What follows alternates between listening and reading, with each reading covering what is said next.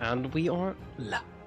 Hello everyone, welcome to today's City Crit. I'm your Dungeon Master Harna, and joining me is some very cold and very confused players. God, it's been a while. Let's start off with the person most likely to vomit while drinking, and then we'll work our way up to our most stalwart of our troop. Jesus. In or out of character. To vomit? Oh. Come on, I had a lot of drinks that day.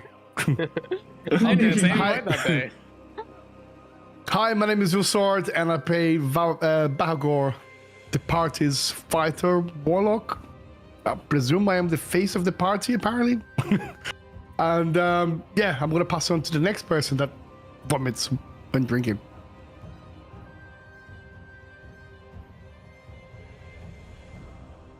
Who Man, we vomits? got some strong stomachs here. Dirty people. I'm from Eastern Europe, fuckers. You ain't winning this one. For Twice context, in my life. I've never thrown up while drunk, and George has a metaphobia, so we both were like a no. Oh, I have never thrown up drunk shit, okay. or hungover. I've thrown up Okay. hungover, I will admit that. The time he threw up hungover, he had a massive rant at me whilst drunk about how he'd never thrown up during a hangover before, and then he staggered out of my room dry heaving like a cat with a hair. It's not pretty. 4 in the morning. There's the first time for everyone, people, and it's not fun. He was naked and I had flatmates. I'm just gonna go next then. I'm Rob. I play Bodger. He's just a little guy. He's just a little monker. And yeah, he'll probably be fairly quiet during this session. Next up. Hello, I'm Adam. I'm playing a Scratch, our human, druid, and animal liaison of the party. And yeah, we'll see what happens in today's session. I hope it will be interesting. I don't remember And anything. Hi, I'm George. I play Malice Severe, the Drow cleric. She's trying her best to be a good person. We'll see if she succeeds in that. Back to our DM. Okay, who wants to remind me what happened last time? We found a dead girl, and that's pretty much all I can tell you. That girl. It's fine, We found the big boys. Scratch Yeah. is secretly a Yeti, or raised by Yetis, or something with Yetis. Scratch Yeti. Yeah, and we fought some yetis at the top of the hill, top of the mountain. Well, I fought, you ran. And then I was like, that's probably smarter. Then we found that dead bitch with a spell book. I was like, time for some delicious tiefling jerky. Everyone else was like, no, apparently. we Fucking also drow. found another one of the adventurers, the halfling. If you found No. Asterix, the tiefling wizard, you also found Blue Boots, who is the definitely I not. think we found all of the adventurers, but the rest were dead. Yeah, there was the younger, Definitely not a rip-off there of was Blue the Boots. woman who with the hat and being battered around. There was Paralu, Shamir that belonged to the guy. Yes, Mokingo the Goliath, who she was courting or whatever the relationship was apparently killed. It was just like a situationship. How many of them are alive then? One. One. Oh, One, fuck. yeah. 1 out of 3 ain't bad. One froze to death, one was mauled by Yetis, and one was left as a Yeti Tyke's plaything until you guys saved them. They probably wouldn't have lasted long as a plaything. Did I say we're gonna take the bodies down with us or something? No. No, was we going said to quite turn it categorically into- that we're going to leave them. I was going to turn it into delicious tiefling jerky until I was gnomed, so... I was going to take it with me, but not in a respectful form. And currently Scratch is leading the party to a place of shelter for the night, or for the time being, so that the two surviving adventurers can rest up, I think, something like that. It's been several weeks. Yeah, so you guys basically left this ruined camp, kind of aiming to head over to the far side of the Cairn, of Kelvin's Cairn.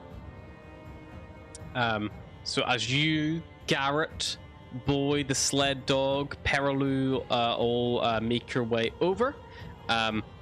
Garrett is a little bit fucked up. He is, I think, received some healing though since when he was injured originally, but he is still a little bit tired. He's exhausted, as is Boy. Boy and Garrett are both suffering currently from exhaustion, just from the long running and the constant awakeness that they have had to kind of like persist through. But you guys are all the way up near Kelvin's Cairn at the moment. It's back to our wider world map. Why not?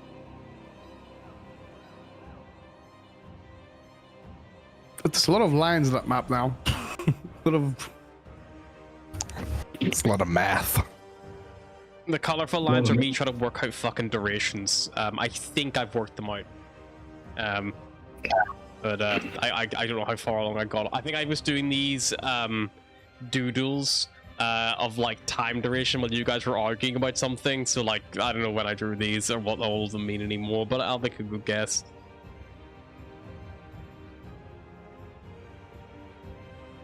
But yeah, you guys are currently all the way up in Kelvin's Cairn. So you guys are actually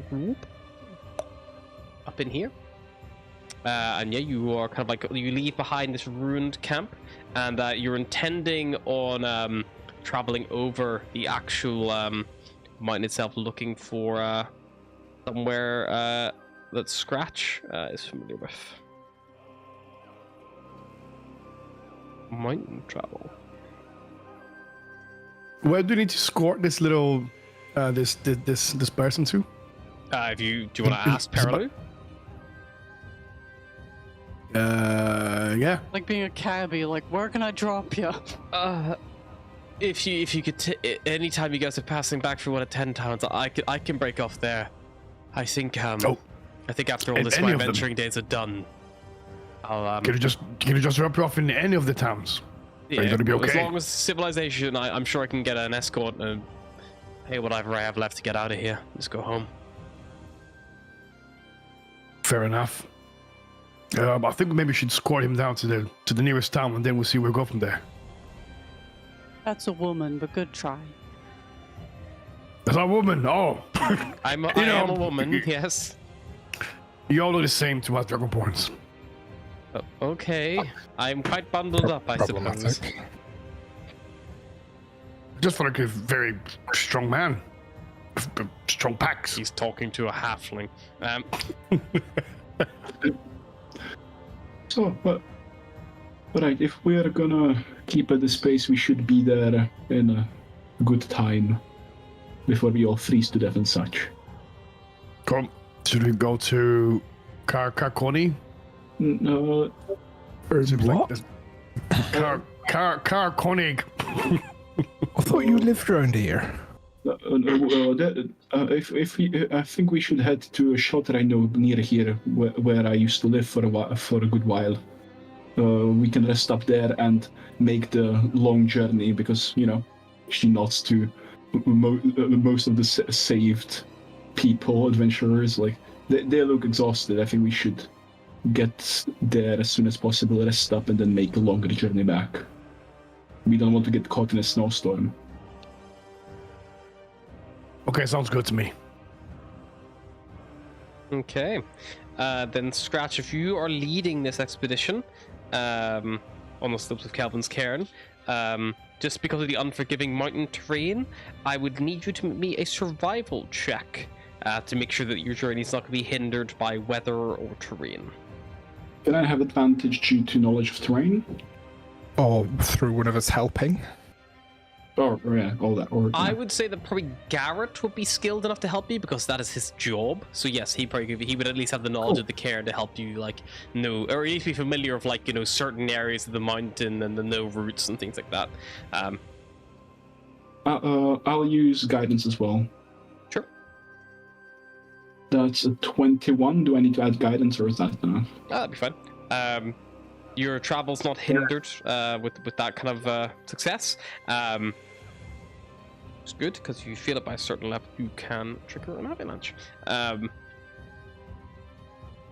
You cover on foot with your snowshoes in an hour, about a quarter of a mile. So it's a bit of a slow going here as you continue to plod along. searching for this familiar point. I would imagine that where you're aiming to go is probably a little bit further than a quarter of a mile, so I will need one more survival check, please. I would love to do that, but my computer screen decided to shit itself, so I can hear you. But I can roll a dice on your behalf. Do you remember your bonus? Yeah. +6. +6? Oh yeah, it's fixed. Great. You got it? Yeah, +6. Yeah. You want me to roll for you, or are you going to roll? I'll roll. Sorry, but it decided I'll send a picture afterwards. But it was pretty 24. Much better than my 3 that I rolled. So good call. Yeah, so another success. You make your way down the far side of the cairn from where you climbed originally.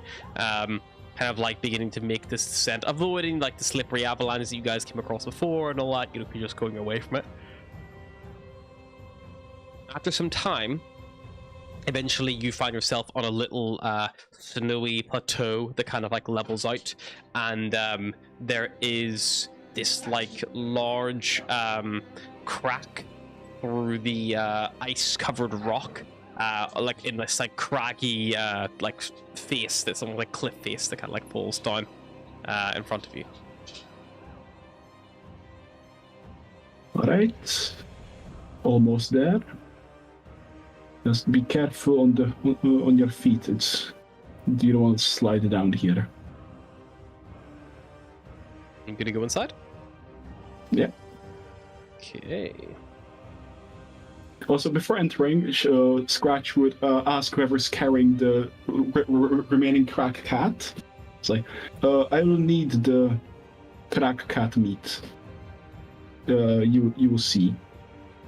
Basically, we can't stay here for free. There's a price we pay in food to the residents.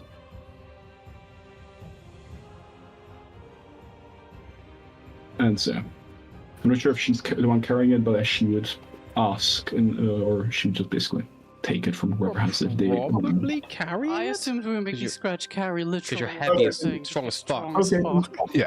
Then she would just pull it. She would just, take it. Yeah. So you kind of like make your way through this like narrow, wind-blasted crevice in the mountainside. You see there are icicles like hanging, as well as stalactites from the actual moor itself. And you see that in the snow leading inward, there is like, those of you who look around with a decent survival, you would see that there are like tracks from kind of like big, humanoid-esque footprints. You would call them big feet prints, if you were, Oh, yeah, big feet. Big feet prints would probably be an appropriate term for what they were. And the wind kind of reverberates as you kind of like begin to enter. It begins to like whistle and like almost like hum with a resonance as you enter through the tunnel itself, because it's like almost like channeled, almost like an instrument in a sense, where it does begin to get narrow near the top. But like Scratch says, the ground here, the stone, is very slippery with like ice and slick. It would require, you think if you tried to do anything more than a walk, you'd be at risk of falling over. And near the entrance on the inside, there is a scattered pile of bones, kind of near there. What kind of bones? You'll make a nature check. Very good at that, but I'll try. It's certainly a nature check if you like. 5. 5? Ooh, they look like bones to me. Yep, those are definitely things that were inside something No alive. skulls. A lot of like Okay. nothing like easily identifiable, but like big like femurs, rib cages, like that kind of thing. I would love to use real world knowledge at this point if we weren't in a freezing tundra. I would want to lick the bone and see if my tongue sticks. But I feel as though it's freezing, so your tongue will stick to literally anything. The secret popsicle, the forbidden popsicle. If your tongue sticks when you lick it, that's a bone.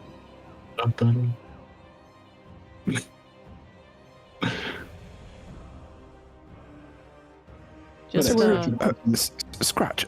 One question: about these residents? How big are they?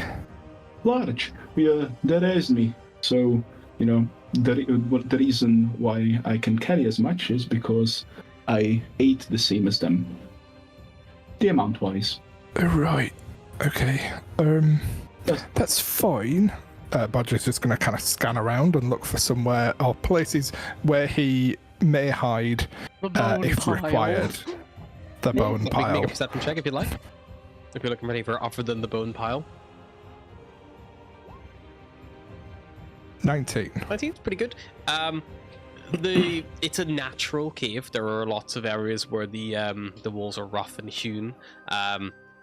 There are, like the stalactites, the odd stalagmite as well that rises up. There are plenty of opportune places that you could dive behind and, like, you know, take cover from whatever might be up ahead of you and potentially even what's behind you, depending on where you hide from it. There's also a lot of darkness and shadow here. There's no real natural light sources. So there are definitely plenty of areas for you to hide if you required, if you're looking for shadow, in a little bit, there's going to be plenty of it in that sense. Cool. Thank you. Scratch will basically, we'll just look to Bodger and say, there is no need to worry. We brought food, so we are going to be good guests. Sorry, when was the last time you were here? A few months ago. I usually went from here to hunt, but months. I grew up here, and when I got too big for the nest, I moved into the human world. And after that, I popped by home to deliver food, make sure everything's alright, check in on the family. And I'm, no major expert in these parts, but looks to me like we're entering some kind of lair or cave of some kind, by my reckoning. The human world suggests that the people living here are not humans, which Well, is fine. you yourself are but- not human.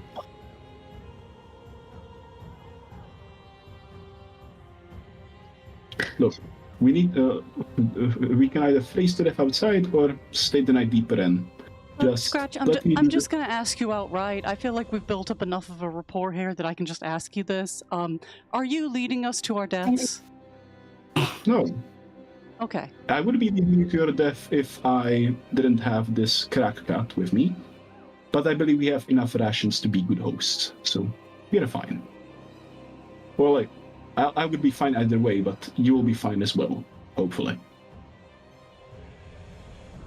How many residents are we expected to find there?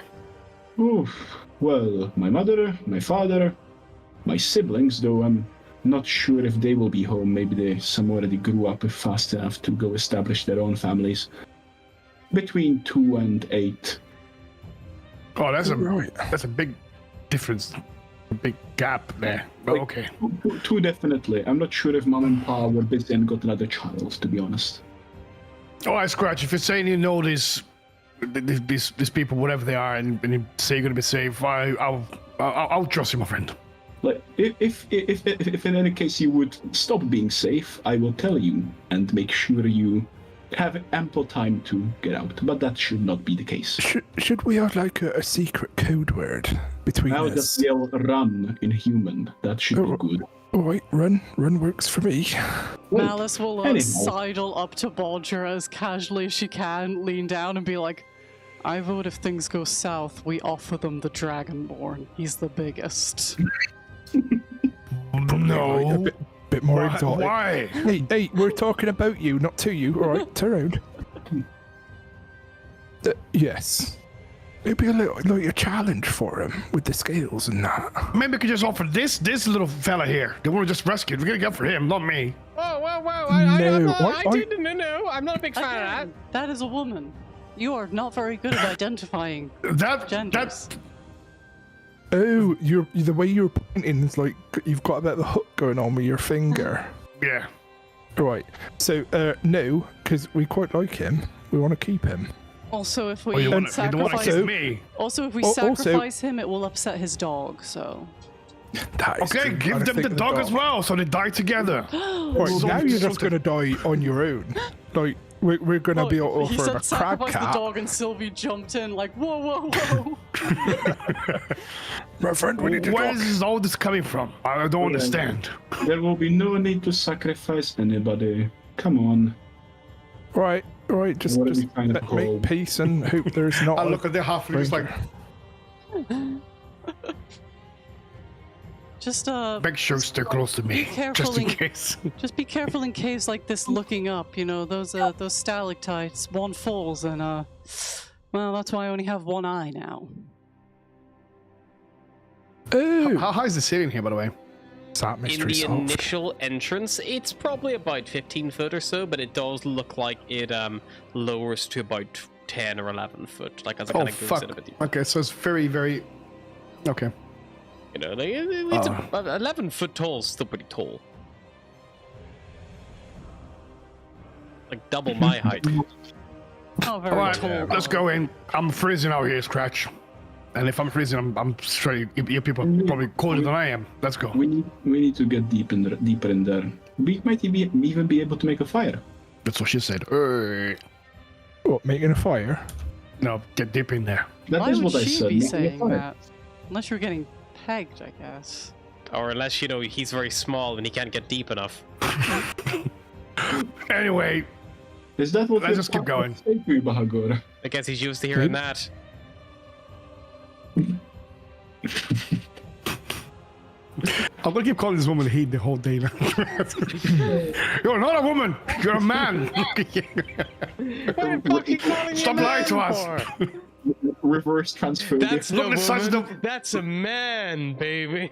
Look at those trunk legs and those fat arms. You're definitely a man. Austin, that's my mother. It's literally that scene. Like assaulting this old like little halfling, trying to pull her hair off. Austin. Stop lying. Deception check. Well, she is Oh, yeah. rather mannish. Fuck's sake. Okay, you got to go deeper into the cave. Yes. Okay. As it winds deeper in, it doesn't descend. It doesn't like, you know, go down into the earth. It almost stays pretty level as you kind of move forward. Eventually, after about maybe 20 foot or so, it does begin to widen out into a bit more of a cavernous space. The ceiling arches a little bit higher above, it rises about 20 foot or so, and it's adorned with these glistening ice formations. Like, I'm assuming at this point, those of you who don't have dark vision will have lit some kind of light because it is going to go pitch black if you keep going deep enough. It was about it was dark enough already outside as well. You bear in mind that there was no sunlight, so even at around like the 3, 4 mark where you guys are now, it was still dark outside. So you probably do need a torch or a light source if you didn't have something already. I can see. I'm dark. I think. Everyone with dark vision? Oh yeah, I can't because I have a devil sight. Cool. Garrett will have lit a torch then. So Garrett's torch is like refracting off the like glistening ice formations on the roof. That need a big glow. Lots of like, you know, little icicles are like hanging down as well. There is a central pillar, rock, primarily with like little like formations of ice around it. There are these big like gouge marks through it. They look maybe like scratch marks maybe. There is also like embedded in the walls and floor frozen remnants of kind of like past you know, things. You see like the bits and pieces of like, you know, maybe like discarded, you know, bones, things like that again. And from deeper in the cave, there's another entrance. There's 2 entrances out of here. One kind of opposite where you're going, and another one round to the left. The one to the left, you can hear these like maybe soft growls or roars maybe coming from that direction. The other one is a little bit more shallow. On the opposite side, you can kind of see it's almost like it probably only goes in about 10-15 foot, and then seems to come to a dead end. But you can't really make out too much of what's there. Well, seems like somebody's home, and she would not. Scratch very much nonchalant about us. She just like and heads towards the growling noises. Like, Here goes nothing. Scratch leads you on in. You pass down a little bit further. The tunnels kind of wind a little bit further, but not very long. It's maybe only about 10 foot or so before it widens out again a little bit more. This wide area you enter in, it is this beautiful area. There's loads of icicles again that almost look like chandelier-esque. the floor is littered with shards of fallen ice, and you see a lot of the icicles above. Of the ones that are up there, there's probably only maybe about like 70% of them are like whole. A lot of them, so about 30% looks like they've shattered or broken and fallen at some point, as if maybe like some kind of like avalanche or like that has disturbed them, or noise, you're not sure.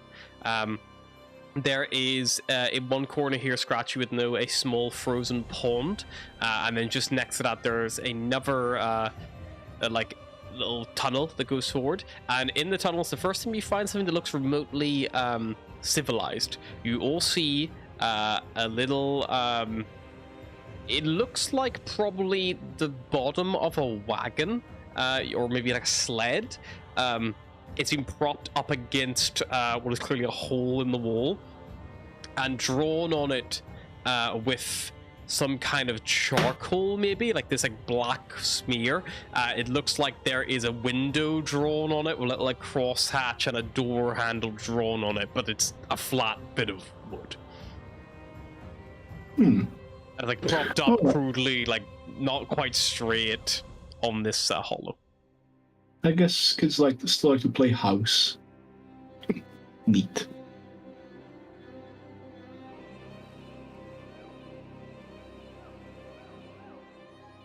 Scratch would walk past and continue to the tunnel. You reach the door. Do you just open it up and decide? Slide it aside. Beyond here, the main lair of the family no doubt awaits. It isn't far before the cave gets structurally solid again to widen up once more. And as you enter, Scratch, you see an area you're pretty familiar with.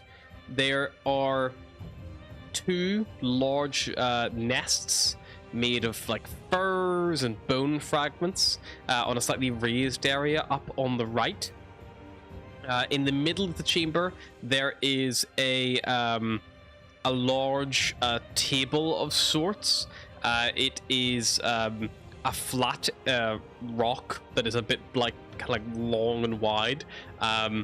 There are furs kind of like sprawled out on the floor next to it to allow somewhere like fairly comfortable to sit and eventually warm to sit as well while around it. No chairs or stools or benches, any of that sort. It includes like sit on the floor and then eat off this rock potentially. The rock is covered in like long frozen and black stains of some kind of liquid. There are no utensils or cups or crockery to be seen, apart from the odd bowl, which appears to be carved from stone. There is also, in one corner, this like bubbling pool of water. It lays flush with the ground. It's not like a pot. It's like almost like a natural hot spring, perhaps. And rising off it, there is like this like little like you can see little wisps of steam rising off it in itself. Currently, sat with their feet dipped into the water itself, you would see there is one pretty large yeti with their back to you. Scratch, you would recognize this to be that of a snow treader. There is also about 4 other yetis in the chamber. They're all a little bit smaller than that one. 2 of them are up in the like nests.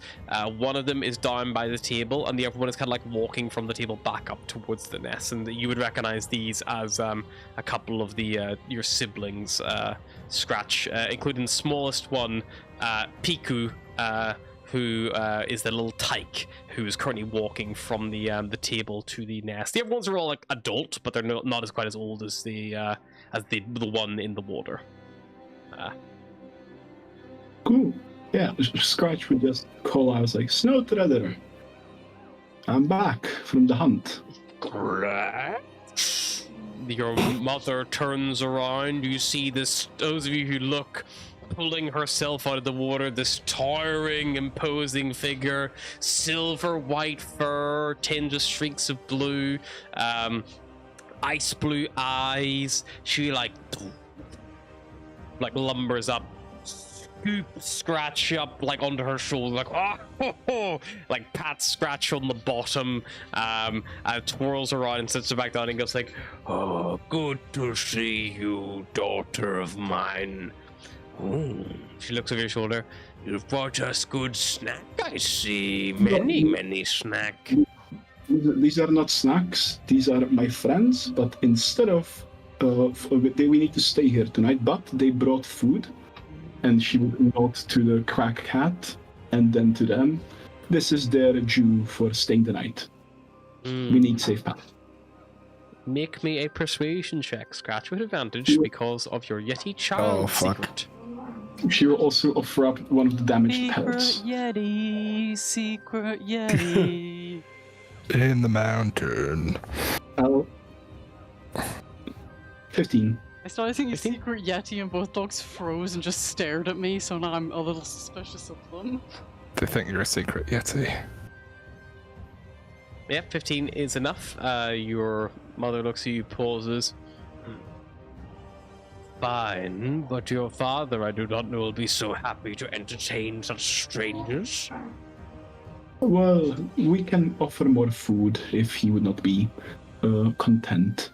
But we just need to stay here for the evening. Also, our neighbors say hello and ask you to stay for the dinner, come for dinner sometime.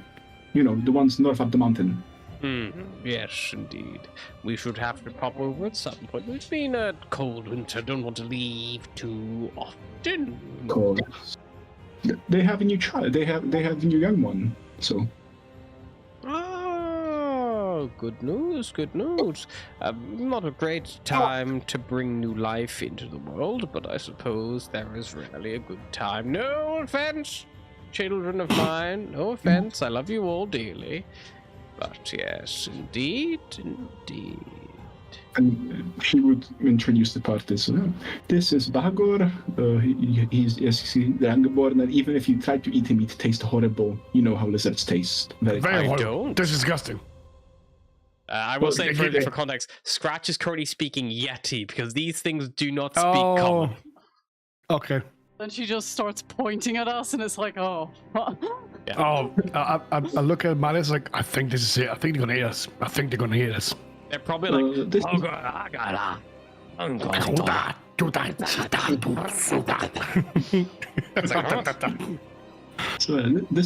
is Malice. She's a drow. You don't want to eat her. She's poisonous. Drow are poisonous to eat.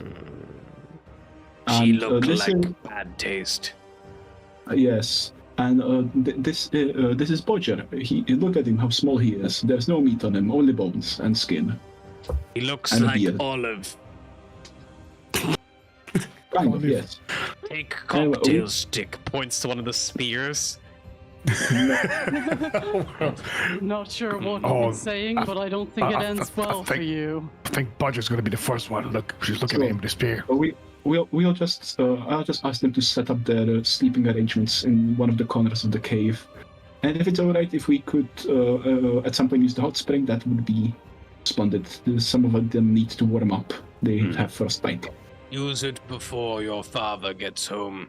He is hunting at this time. So he should be back in like 2-3 hours now? Indeed. But you could rest in the frost hole back near the entrance. I do not think he would have much issue with you there. Well, I would prefer for safety reasons. I would prefer staying home. You know, it's been a while since I've been here. Might as well introduce some new life here. Of course, you are always welcome. Thank you for the hospitality. Also, take this pelt. It's damaged, so it's not too sellable, but I'm sure that the small ones will like it to keep warm. Anyway, she returned to the party. So, yeah, we are allowed to stay here. If you could go over there to the back to set up your sleeping arrangements, and if you'd be, sorry, I forgot my accent. So, yeah, you can go there, set up your sleeping arrangements, and if you'd like to try the hot spring, we can do so before my father returns from the hunt. He likes to sit there when he's tired, so we got like 2 to 3 hours to enjoy in there. If you wish to partake. I think I'm going to give that one a go. Well, first let's set up. And then she'd let the party set up their things while she goes to play with her siblings because she hasn't seen them in a while and catch up with her parent. So do we think Scratch is a human who was adopted by Yetis, or just a really small, hairless Yeti? I mean, he does not look like a Yeti whatsoever. And Scratchy wears a mask, doesn't he? Doesn't she? She takes it off inside. I just don't have any art for her with her face normally. She has brown hair and a normal human face. So, I okay. don't know what a Yeti would look like if you shaved it. Maybe that's what. Hey, Maybe but Scratch it's still- shaves a lot. I don't know. They're still quite small for a Yeti, don't? I mean, look at the size of that thing over there. Look at the size of That's her. why I said a very small Yeti. meanwhile, Scratch is roughhousing one of her siblings on the ground below somewhere. Even his brothers and sisters are bigger than him. I'm just Look. saying, again, that's Her. another woman. You are really bad at this. But also, like, maybe that's why she's so strong, because she's actually a Yeti. She's a strong, independent woman. There you go, you're getting it. Or maybe, like she said, she's just like eating the same stuff that Yetis do. I don't know what they put in the water around here, but it's fucking working. Look, she's winning. Oh, no, never mind. Oh, yes, she's winning again. I don't know how this works. Oh, come here, you little bastard. I'm eating the same mushrooms they give hook horrors, and yet my hands remain unhooked. You're telling me that an extra reindeer or two makes someone that strong? Alright, yeah, fair point. Oh, it appears our DM's being mauled there. You know, I was right. Fucker. This would be a tactic. No. No. Stop biting me. I've been actually bitten there. Oi. Fuck off. Biting your father. Vicious dog mauls defenseless child. Yep. We're gonna have a live leak. Oh no. Ray's just texted me saying, "Doggos!" Like, you ferocious beast. Animal. Doggo mauling Winning. someone currently. Oh, Not gonna careful. bite my crotch. That was Careful. a terrible idea. She's gonna get you nuts. She was trying to.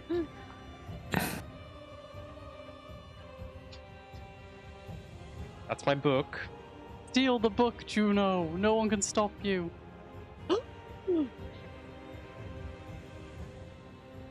Sorry, it's gonna get our most engaged viewership yet. We got 9 No views for and only- me being mauled by a dog. No ferocious, Come on. only sweet baby was the reply. You are sweet baby. Coming up, attack me from your vicious sister. There you go. She's not as photogenic, this one. She's just dark. You're facing the wrong way, Sylvie. Nobody can see you. Nightcrawler.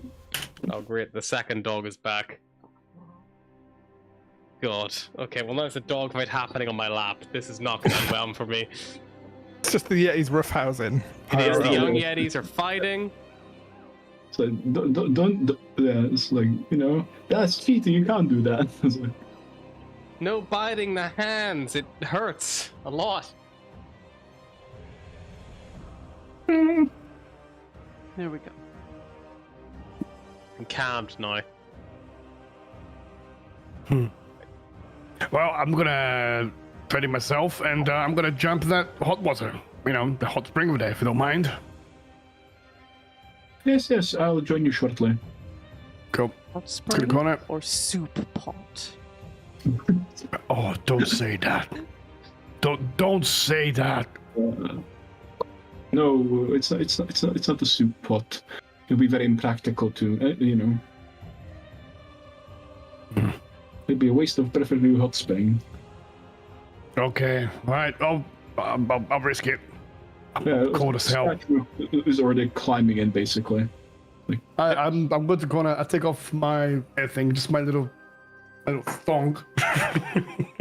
You're a fucking thong. I am fuck. I'm on fucking Dragon Ball. Who gives a fuck if I'm naked or not? I don't have a dick. Are the Yetis naked? Yeah. Do Yetis I'll just wear jump in. clothes? Yeah, the Yetis don't wear clothes.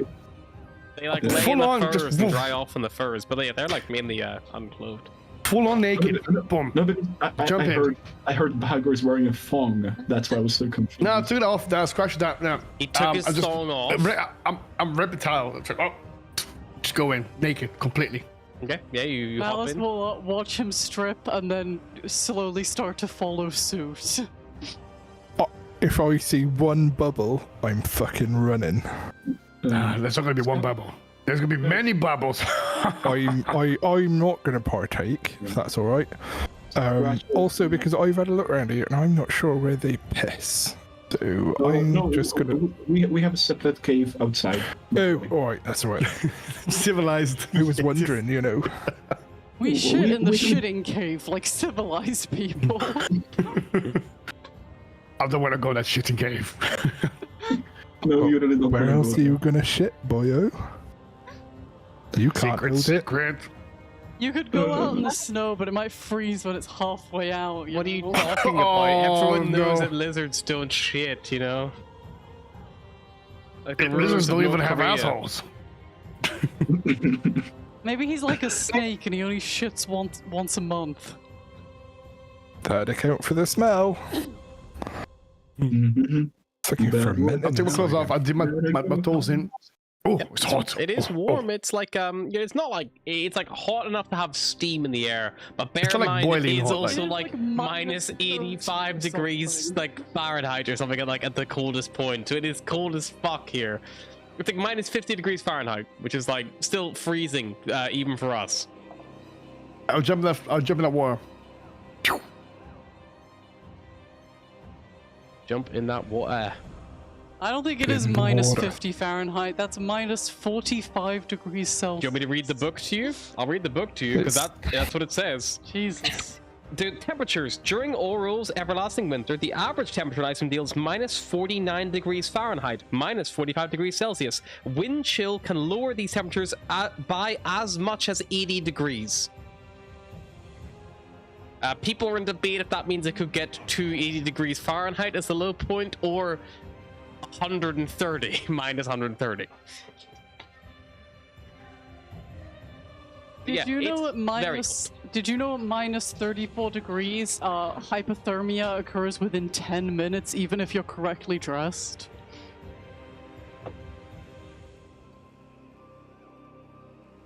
No. That's why you got your winter clothing. It's magic.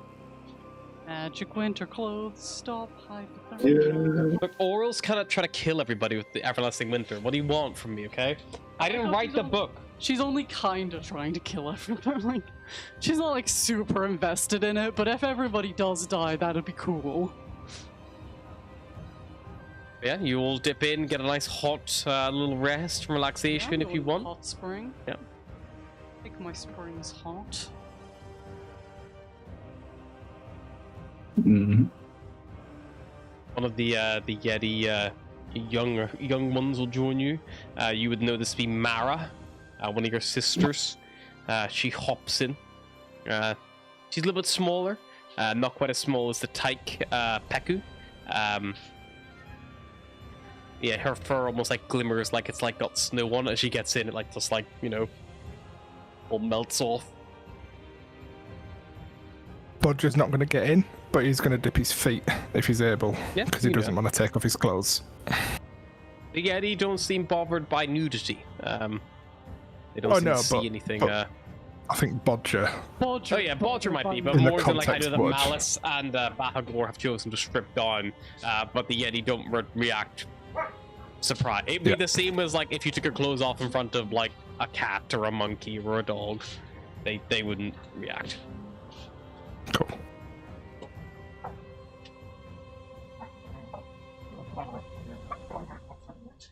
Ah, isn't this lovely? Nothing kinda more just relaxing relaxes than the sound of a blood. dog fight.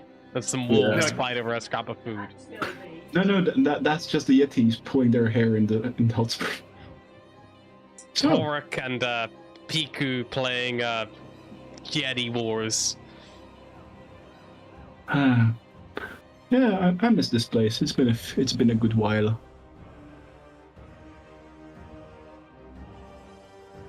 But I hope you'll find your stay here pleasant to some degree. It's So what's the plans for tomorrow then? Where are we going? we head back. We accompany everybody to where they should head, and if we have time, we can go find that dwarven iron shipment. Oh yes, that almost forgot about that one. That's in the Dwarven Valley to the southwest. Or we Where could just exactly stay in this are we hot now? spring In for this? You're at another- Kelvin Cairn. You are Since- currently in Kelvin's Cairn on the Oh, probably okay, on just the around the northwestern side of the crest.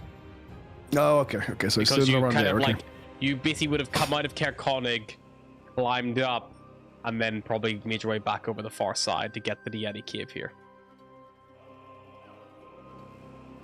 Cool. How long would it take us to get to the dwarf shipment from where we are? Because it looks like it's a little alleyway There's a here, valley, like a little the Dwarven Valley. valley. Yeah, you could travel that way if you wanted. You could travel off, just off the actual beaten track in a sense. You would need to come down off the cairn, which would take you the guts of 4 hours to climb down. If you went straight, you would then need to do. It's about, call it, roughly 8 miles of travel. This is assuming you don't go back for the dog sled that you left behind on the foot of the mountain on the far side. If you wanted to do that, it would be a little bit more time. We'll be going back for that. That would be an extra 4.5 miles. And Did we leave our dogs behind? Yeah, you did. Oh god, the dogs are out in the cold. Yeah, they're fine. They're with their dogs. You know, you gave them all food and stuff before you left, and like, you know, you sorted the other sled as well before you left. But it would be about a 12-mile journey. So if you wanted to leave the mountain by not going back over the top, if you want to just go straight down as soon as you can to get like to the safety of the flat ground, and then work your way back around again, and then go to the valley, you'd be talking. It's like the guts of 3 days of potential travel, because you'd have to go all the way out, down. You have to finish going down the mountain, go around the whole fucking cairn, and then go back across the valley itself. You might And we be have this happening faster with us as well. traveling like back to Cairn, going by the roads, which are a little bit quicker, and then breaking Yeah. off the road, like near here maybe, and then going like northwest, potentially. But also, Where is that the town? area that's marked, you don't know that's accurate. It's rough. Okay. Where is it down ahead? Like this castle that was like everyone was like, Cairn gonna be de shady. Naval, that one. Oh, that's the one that had the weird little castle. Yep. Very intrigued by that one. Okay. So I guess just travel all the way to Cairn, and then drop off the little halfling there, and then go from there. That sounds like a plan. Yeah, and I say that in character. While we're in the bathtub. Alternatively, in we the could just rocky bathtub. stay in this hot spring forever. It's pretty warm and nice. Oh, I don't know how long it will be until, you know, that pile of meat there is gonna finish, and then we're gonna be the next pile of meat. So True. no thanks. Also, you know, Scratch was talking about like the big fella. When he comes back, he wants to sort of spring all to himself. Because well, I'm getting ready to make a hasty retreat. As he sort of wiggles his toes. Oh, Yep. yeah, true. My father should be back Probably soon. at this so- point around about, call it 8 p.m. or so, by the time you guys traveled all the way through the mountain and all the other, like, you know, obstacles and all that kind of stuff. It's currently outside. If any of you stuck your head out, took the pleasure to. It's fairly calm and overcast out there. Nothing too taxing or startling. But you probably are nearing a point where you would enjoy a long rest if you wanted to get some sleep. Yeah, That's just- yeah. Just, Alice will I'll go. get out of the hot spring. As she turns around to get out, you notice she has just like a massive symbol carved the length of her back of like an 8-pointed star. Oh, what was that there? Right on the back. The mark of my Lower cars. the mark of my god. Well, the mark of a god. Oh, which one is your god? I follow Elistray. Alistair. Yes. Oh, and Elistray does that to her followers, or you said No, a it's god? not Yeah. Elistray's mark. Oh. Oh, Oh right, it's not like a god mark. It's like a religion mark. Make a religion check if any of you would like to, I guess. It's I'm curious. Tiamat considered a god, a deity now for dragons? Tiamat? Yes. Tiamat is... Tiamat, Yes. yeah? Yeah, she has 5 heads. Yeah, I'll turn around and say, well, well, where I come from, we also have our god. We follow Tiamat. It's the god of dragons. And dragonborns, or dragon... That is honestly kind of gonna be like, where we come from, we kind of follow Satan. Like Satan Tiamat fans. is the god of tyranny and evil really? and greed and like... They also have Bahamut, don't Yeah, they? Bahamut is like the good god, like the draconic god of like law and order. But Tiamat is not a good Is it Bahamut? person. Oh, really? Ah, that's cool. Okay. Is it Bahamut the good one then? Bahamut. Bahamut's a good boy. Okay, I'll Tiamat's go like- Bahamut then. Never mind. Where I'm from, we No, follow I Bahamut. like that you follow Tiamat. It's very funny to me that you're just there like, yes, the Archdevil, the Abacarus, the Bane of Bahamut, the creator of evil dragonkind, the Dragon Queen, the Dark Lady, the Many-Maud, the Nemesis of Gods, the Queen of Chaos, the Queen of the Dragonkind. We follow her. She's great. We love her. Yay! She's Oh, chill as hey, fuck.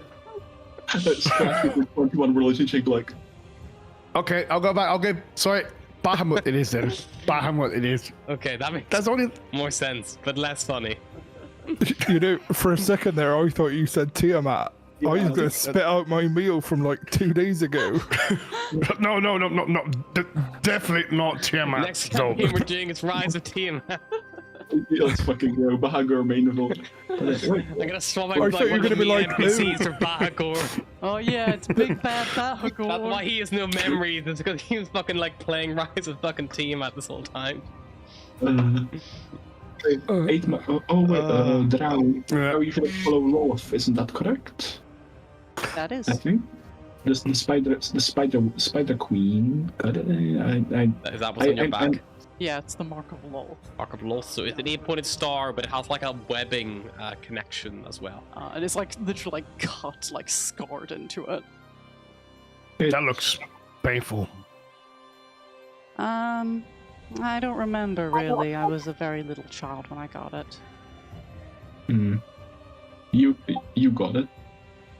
Yes.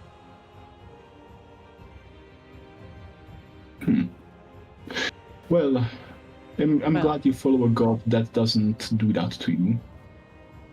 Now. Anyway, yes, let's. I would suggest we get out of the hot spring before my father comes, and then we can start resting. I'll make sure that he understands that you are not food. He should understand. I'll make him understand if it comes to that. You know, there's a lot of like shoulds and hopefullys that are doing a lot of heavy lifting with your reassurances, you know. Well, I thought my mother would be hard to convince, and she was fine. So I'm sure that the father will come around, seeing that you are here and survived long enough, and gave them food. You know, it's hard winter. Every bit of meat is good. And I also told them that you all taste horrible in different ways. Like I told that, you know, Bahagor is chewy because he's a lizard, and lizards usually tend to be. That you are just skin and bones, and that drow are poisonous to eat. So I hope that will. What did you tell him about us? That you look s- delicious. Yeah.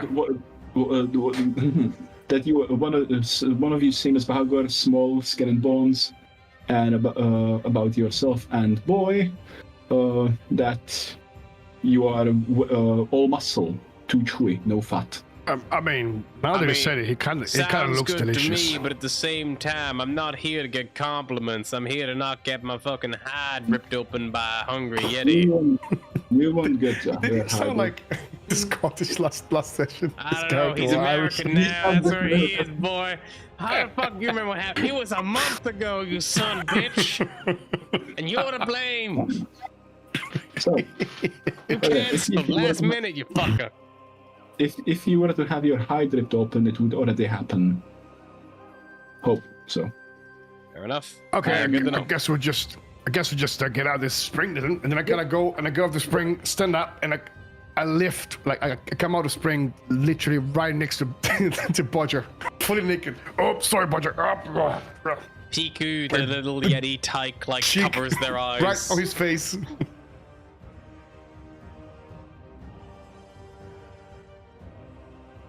Yeah. Are you guys And I gonna go, leave okay, the main sure. den and retreat back out to one of the earlier holes to like set your camp? Will you? Well, at least I will go wherever Scratch points me to being safe. Yeah, follow Scratch's lead. Scratch would find the area that would be suitable for them to not like trigger her father's ire, and she'd basically stay with them until she hears her father come home, and then go up to chat with him and keep him distracted. So It would either be the best case, that would either be the room with the roof of stalactites, which you think now thinking about it, it's probably an after effect of the steam rising from the hot spring, probably like cooling and then turning to ice on the ceiling.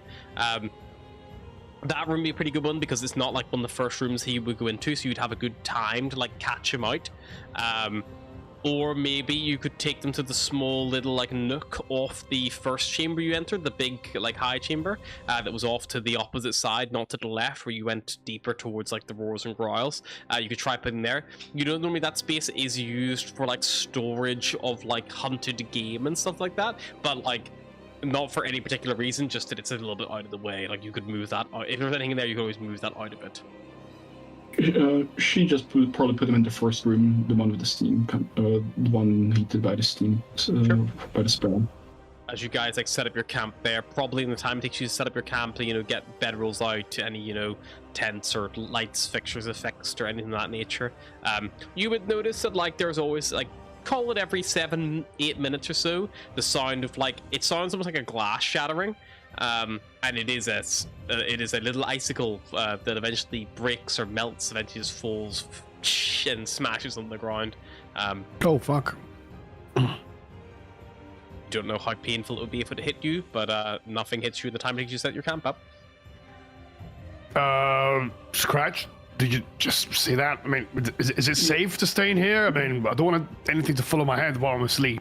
Could Scratch do a nature check to see how, if it's safe to stay there? Sure. No, she'll do guidance. I'll add that before.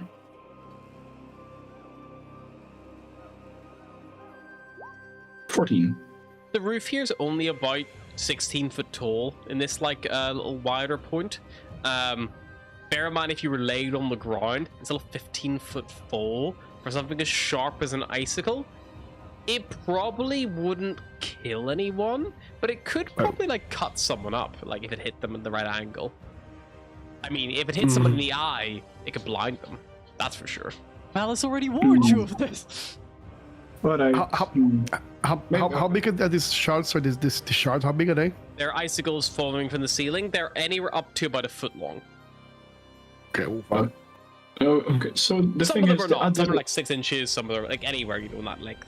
It looks like the longer ones are the ones that are getting too heavy to hold on to, and they're snapping and falling off. The other place I can put you in is the storage room for food, and I'm not sure if that's too wise a decision. I would rather not sit next to the food. Can't we just chip off the icicles above us? Yeah, I was about to say, maybe we could just shoot them off to the ceiling. I'll stay with you, and when I hear Father come home, I'll go catch up with him and keep him entertained and busy, so he doesn't. I'll tell him that you're here. He should be fine as long as you're not in there, in his home. And just in case, I'll just keep him entertained, and hopefully you should not even meet. All right, I'll just tip off some of this icicles from the ceiling. I'll help. Okay, I'll start I'll just blast him. Yep. Pew pew pew. Takes a little bit of time, but eventually, you're able to clear a safe perimeter of icicle-free zone. Probably one of the probably your mother comes stumbling out through the door. So she comes out hearing the constant blast of magic, and looks scared and confused at first. What's going on? Oh, hello.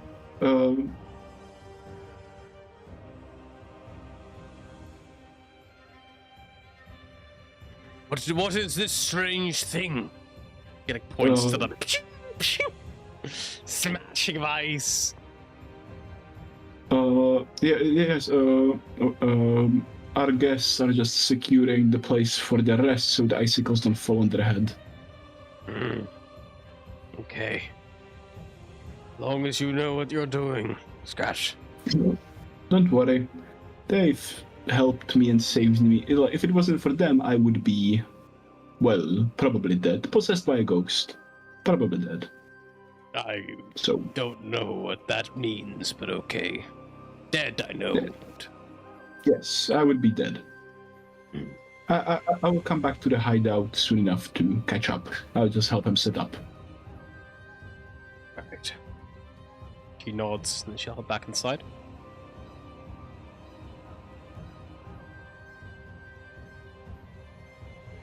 I bet their pelts are really warm. Like if you skinned one, I bet it would be soft.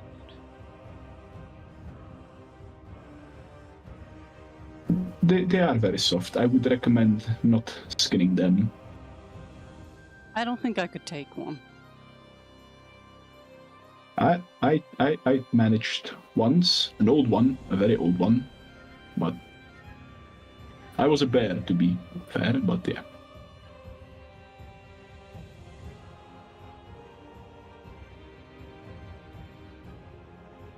Well, how's the ceiling looking, Bahagor? After probably about 7 or 8 minutes or so, he probably got a good clear radius of your encampment. Just need to move some of the ice off the way now, and then, yeah, good to go. Well, let's set up camp. I'll be sleeping in the nest, but as I said, I'll stay with you. Make sure that you have a translator in case you need to communicate with any Yetis. What if Big Daddy Yeti turns up here and you're not here with us? I'll talk him off. As I said, he shouldn't have issue with you being here. He may just be a bit pissy with you being in his house. Okay. Plus, No, I kind of brim for the night. You brought meat, so you paid for your stay.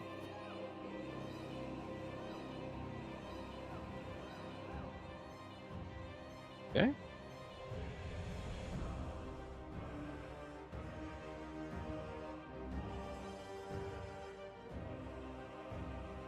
So you guys start preparing yourselves for a rest.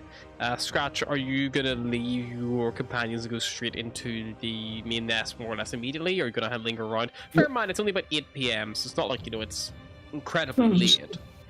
Scratch will wait for her father to come home. Just, she wants to see him, and plus she wants to make sure that he doesn't kill any guests on accident. You plan?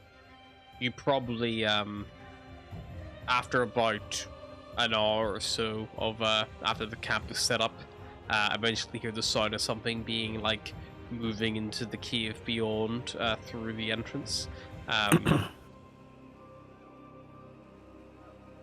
Well, that's my time to go. I'll see you in the morning, and yeah, rest well. And then she'd head off. Okay. Malice will wait for Scratch to leave to be like, I only need to sleep 4 hours. I'm suggesting the 4 hours I'm asleep, someone else stays awake. Not that I don't trust Scratch, just in case somebody fancies a midnight snack. Or I can stay away for maybe 2 hours, but anything more than that, I get sleepy. I can take breaks with you. Okay, so you guys can do 2 hours each, and then I'll take the other 4.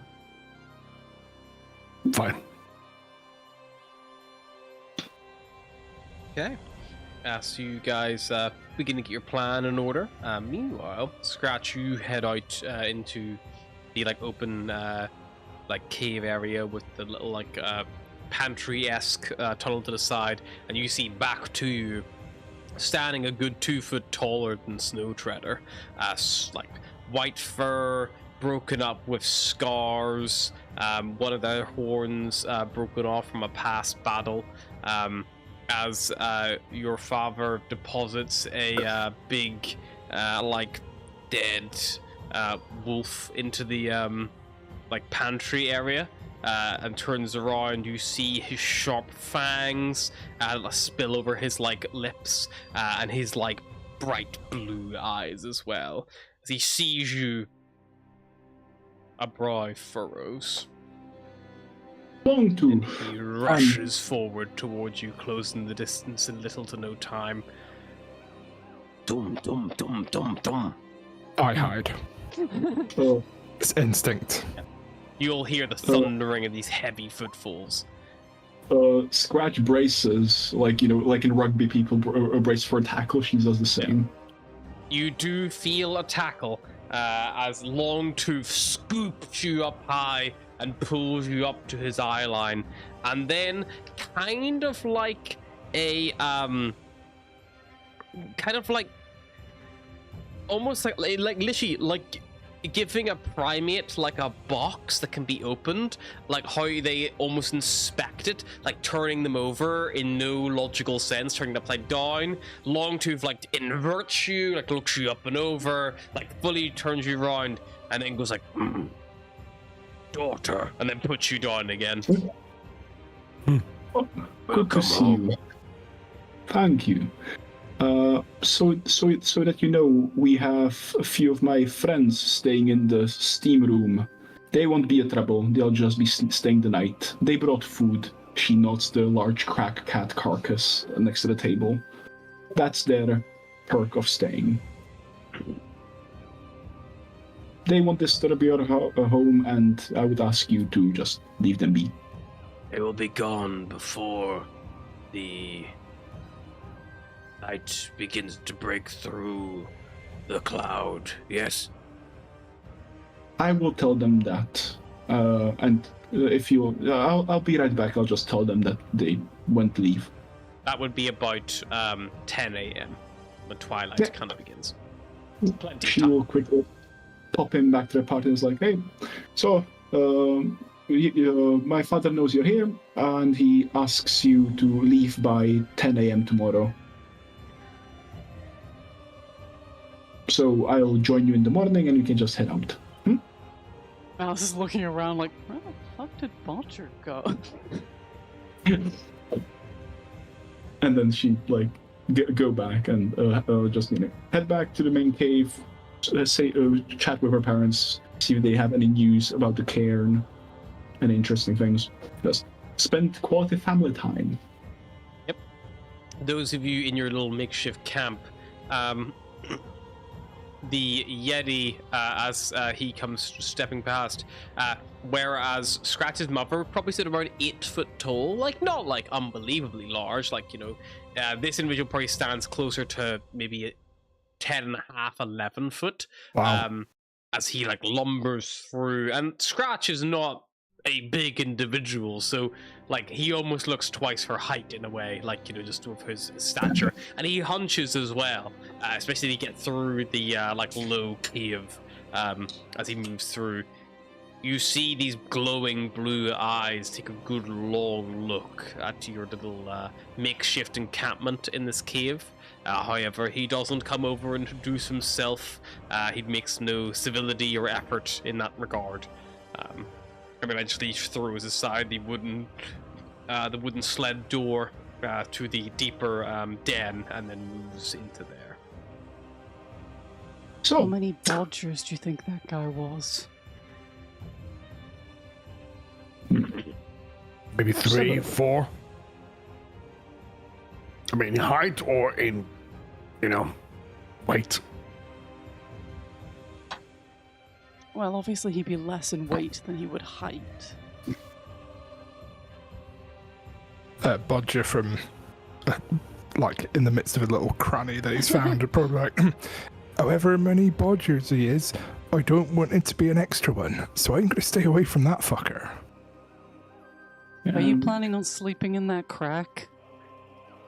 Well, no, I am. It's not very comfy, but at least he can't get in there. Probably just reach like a hand in and... He'd probably just ask one of the cubs to pull you out, to be honest. Well, Bodger, you stay there. I'll do the first watch. And then they can come after me, and then Malice can do the last final watch. Right. What do you say? Yep. Sounds good. Just Good wait night, from a everybody. distance. Oh, don't worry. I ain't getting near you when you're asleep. I know better than that. In the morning. Right, sleep well. Right. If anything, I'll make a lot of noise. Don't worry. Right, nap time before sleep time. See you in a bit. And then just in case, I make a sword made of ice and leave on my side. Okay. Just sit on a rock or something. You prop yourself up, take your time, listen for anything strange or startling. I love the idea of Scratch just having a cozy little catch up with her family while they're all just there armed like, we will survive the night. Yeah, Hopefully. Do we have a fire going? We're probably soon to have a fire going. I think to keep ourselves Garrett warm. would have lit a fire if you didn't Oh, tell him oh. otherwise. We'd have probably checked with Scratch to be like, hey Scratch, what's the opinion of fire in this here ice cave? I think it would be alright. Would Scratch know? Like, They're not Yetis going to be aren't like, oh no. they're not like scared of fire no, so like yeah, they wouldn't like, you know, as long as you took precautions, you'd be fine. just don't wave it in their face. Don't worry. I'll sit by the fire. Keep a watch. Okay, you sit by the fire, take a watch, get some rest. Garrett, boy, get some well-needed rest, as does Perilou, get some good snoozing in, as they're all pretty tired from their, several days of, struggles and, strife. True to the word of the Yeti, they do not trouble you. During your rest, you will gain the benefits of a long rest. As you Yeah. snooze on through to the early hours.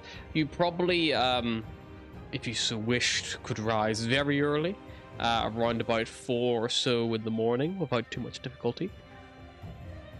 Yep. Yeah, Scratch would probably get up early, head there. She'd probably go to Bodger, and she just like grab him very gruffly, just shake him away, like to make it seem like a Yeti, like just as a small jest, because she's Malice like, just watches all of this happen I'm being silently. taken! Good morning, Bodger. Wait. You little fucker. Why couldn't you do that to Scaly Boy, eh? No. Pick on the little one. Alright. You see how it is. behind Scratch, where Bahagor is currently trying to sleep, there is a very small Yeti tyke, Piku, who has followed Scratch out and is currently trying to pick up Bahagor by his torso, however seems to be struggling, like really trying to pick him up. And then keep patting away. And they're like this small, fluffy, soft, unblemished fur, big eyes, like big hands. Malice will approach the same way you would approach a wild animal if you're attempting to pet it. Probably just like to try to pick my tail and stuff. Like my tail just like flapping around. He likes to be scratched behind the ears. Does it bite? No, or only like a playful bite, from a dog. Like it doesn't hurt. He's fine. You can pet him. He likes it. Dragonborns have tails, right? That is the question. Very debatable. At the front or at the back? I think they do, because I remember there was one specific race that does not have a tail. If I'm not mistaken. Human. They didn't originally, but then I think so many people said Dragonborns had tails that eventually Wizards of the Coast was like, fine. Yeah, I mean, yeah, but they're also saying that the lizard folk have tits, so don't believe everything you read. Yeah, I think there's a specific Dragonborn race on the White Mount, whatever, that does not have a tail. Well, I It's one think thing I had Dragonborn, the to- standard, don't have tails. It's one thing I had to really They don't have respect tails. the I believe as default they series do not for. have tails. They created Gargle. lizard folk women, and they made them look different from men by giving them really long necks rather than tits. I appreciate that, Larian. Good job. Lizards don't No. have tit. Most Dragonborn do not have tails, but some do. Yep, that's It's Do you like, have a tail? it's like the rainbow tieflings, where they were like, tieflings are red or human I colored. and I then everyone was like, believe no. I believe what I read was that if they have a tail, but it's kind of viewed as like, I mean, this is probably fucking a la Forgotten Realms, not PG anymore, but I'm pretty sure like somewhere in Forgotten Realms lore, it's like basically viewed as like a physical deformity to have a tail. It's like, oh, very bestial, like, you know, oh, it's like, you know, it would be like someone Alright, having, so- you know, more bestial features as a human. And I'm going to end my conversation on that stream there. Like a tail that humans do sometimes have.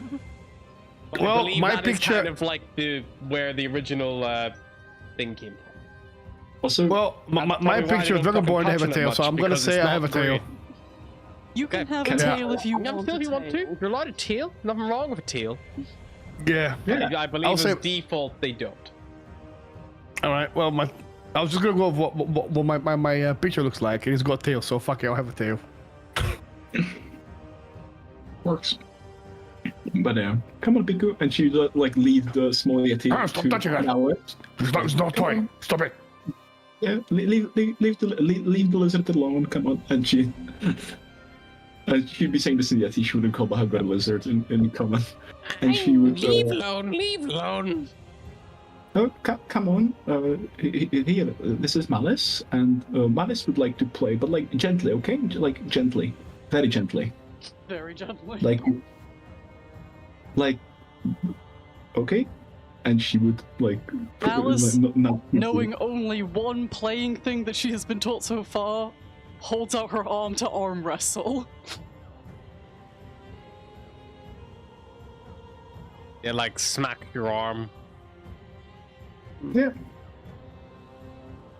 How's about the same? Like this thing is probably, you know, about the size of a human, like a primary one, like 5 years old, like not a very big human at all. Probably is about as strong as an adult man. Wow. He looks Like, you know, beautiful. you're talking like 2.5, 3 foot tall, but like the strength of like an adult man. Strong.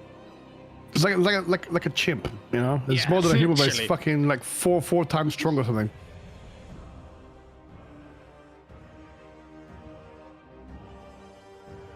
But anyway, Touching it. we should get up and start packing. So what's the plan? We're gonna go back to that town around here, and then from there we're gonna go find the dwarf stuff. Precisely. Okay. Suppose we need to go get our dogs quickly. Must be starving. How can we just leave our dogs? Well, that's no I dogs. wouldn't worry about that. They're used to that kind of thing, being pitched up left behind. That's what they're meant for. You left them food, right?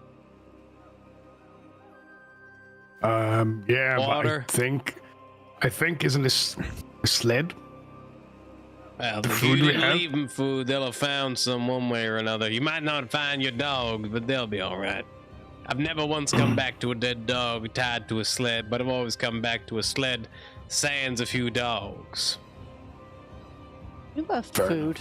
We may have forgotten water. They'll But find leaving some. water in this weather is basically just leaving snow anyway. You just lick snow, it'll be fine. Yeah, I suppose. As long as they're smart enough, work it out.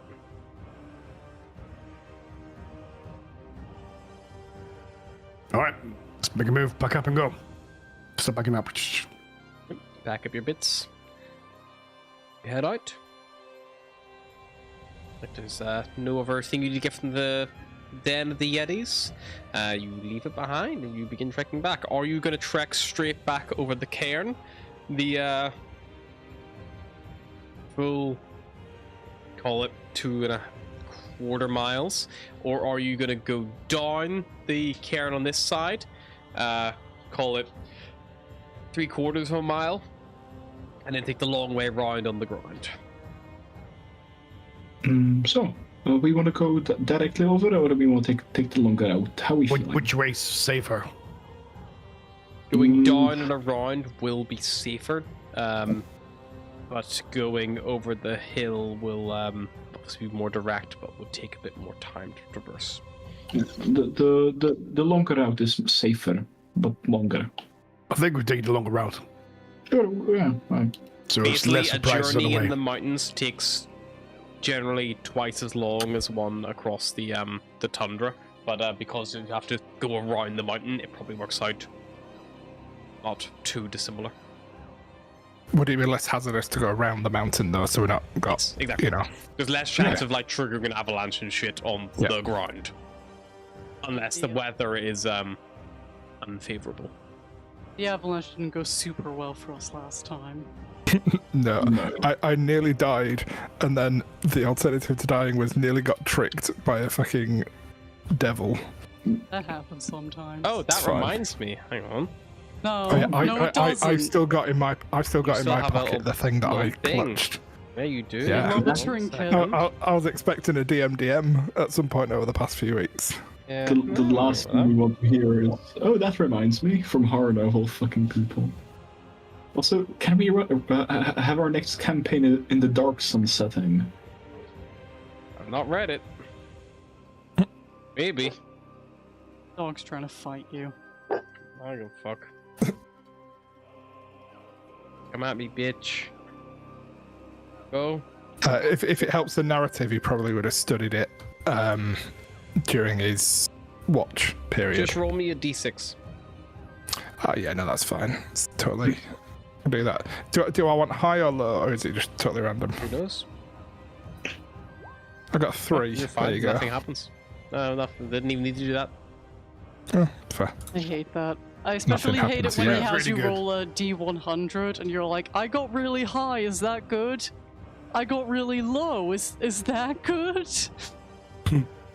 I got perfectly average. Is that decent?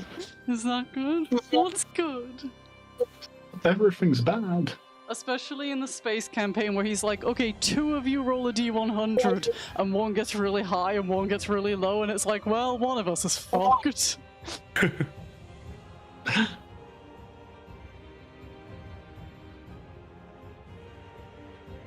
So, you guys are going to head down and then across. Mm-hmm.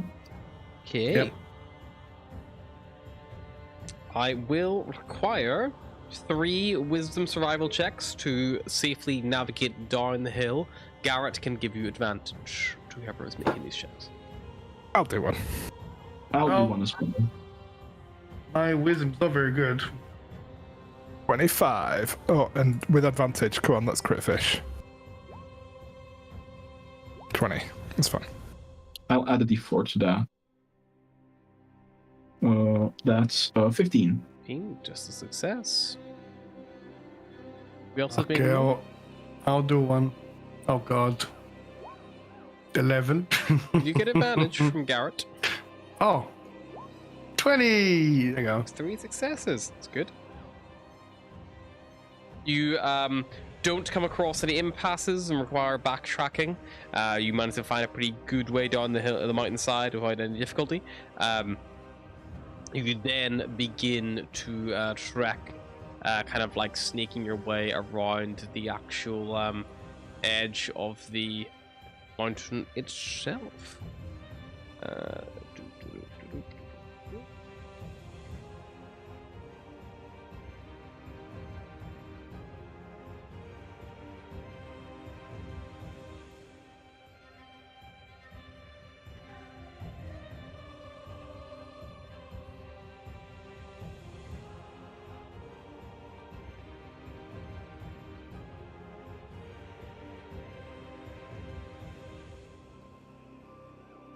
Yep.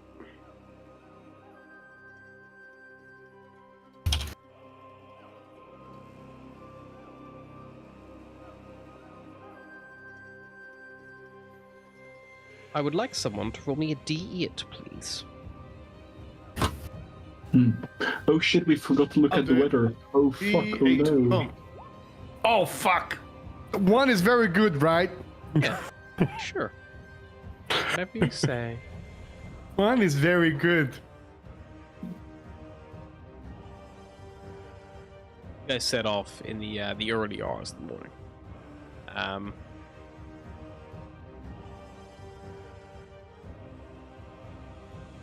It is 3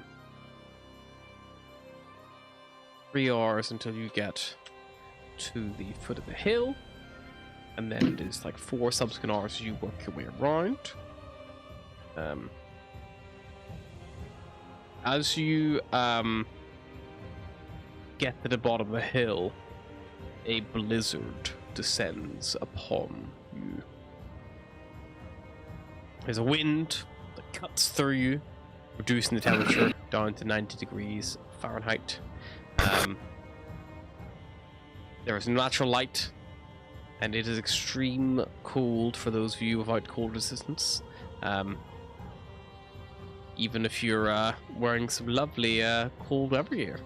So I will need each of you, apart from anyone with cold resistance or cold immunity, to roll a con save. I will need it. I've got cold resistance.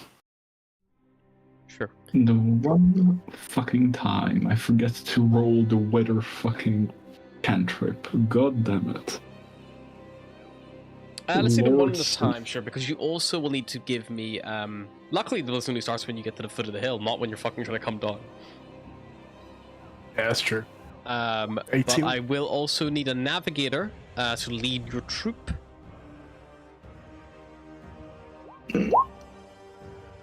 Of course, now I get a fucking 9.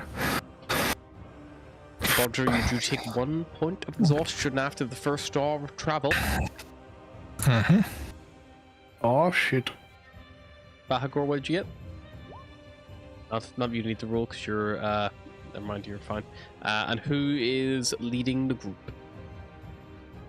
I'm assuming Scratch would be, because she knows the area, you know? Survival check, Should- get should- advantage, because Garrett can also assist you. I'll use worse and worse. I'll use guidance. Sure. Yeah. Okay. Yeah. That was a 13 plus D4. That's 16. 16 is a success. You're able to keep the group together for the first hour of travel.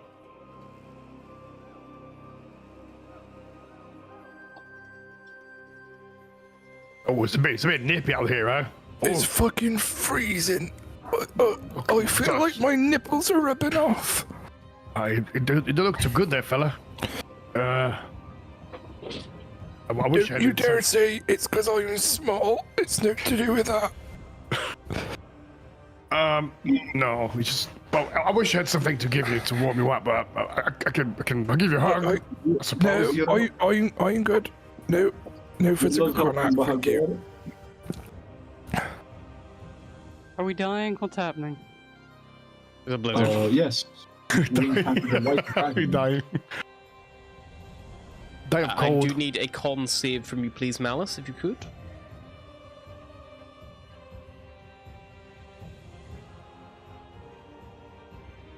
That would be a 6. Oh no. Does she get advantage Exhaustion now? for you, please, Malice. Does she Is get advantage? Is it against Nope. cold? Yes. Oh. No, Are you- wait. That Are doesn't you work. resistant to cold or immune to cold? I'm If so, resistant you. to cold. Okay, then you do not need to make the saving throw, so you're fine. How are you resistant to cold? You don't fucking know. I don't know. Oh, interesting. Get told. Okay. I will need another survival check from scratch and another con save from those of you who are. sexual favors with the DM. Yeah, you are cold to me in that instance. Yeah, correct. That's a joke. Nobody try and sleep with my boyfriend to get better D&D skill. I will, wait. That's a how- reason how to does- move further away from me. That's all I'm saying. How does the daily inspiration thing, or how does the heroic inspiration thing work? Do I have to declare before rolling or after? No, I think the heroic inspiration you can do at any time. Cool. I'll use That's why heroic on the Rob got to console. be secretly evil in the last campaign as well. True. I'd say nothing. I don't kiss and tell. That's better. He was 18. also a draw. He's got a type. Yeah, that's how. Oh. Tall, dark, and French. Next campaign, we'll just have 4 drow characters. With Oops, all drow. We'll all have wildly different accents. It'll be like, this does not make any sense. and watch the setting The be something like Underdark is a the- big Underdark place. has accents, probably. I would do an Australian accent for my drow because he's from the under. land down. I Why, wanted mate? to do an Australian accent for Malice, but I am terrible at accents, so I did not do Why? that. Just getting scars with the fucking Dragon Prince Elf Callum. Well, yeah, like watch such a campaign with 4 drow being set in the most sun-ridden place possible. Like everybody has like sunlight available. Okay, and then just for brevity's sake, let's get, to be quick, 2 more survival checks Scratch to round it off at advantage, and then we'll get 2 more con saves from Bodger and Scratch, please. I am very excited for the end of the campaign where it's like, we did it, we defeated the Frostmaiden, everything's bright and happy again, and Malice is there like, I can't see shit, what's happening?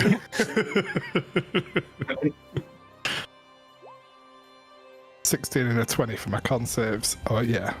You're fine. Let me just make sure that exhaustion doesn't reduce saves. I think I one think failed. new yeah. exhaustion doesn't. Yeah, It's minus 1. It does. When you minus make a 2. d20 test, the roll is reduced by 2 times your exhaustion level. but So my that's fine. con saves were actually 16, 14, 18. Yeah. But That's still fine. As long as you beat 10, it's fine. awesome. 10's always the DC for those kind of things. But yes, Scratch, you managed to successfully navigate, but you do take a point of exhaustion. After your 3rd hour of travel, the cold is beginning to even beset you. The good news is, by the time you reach the far side of the cairn and you reach your dogs, the snow and blizzard doors begin to let up. That's good.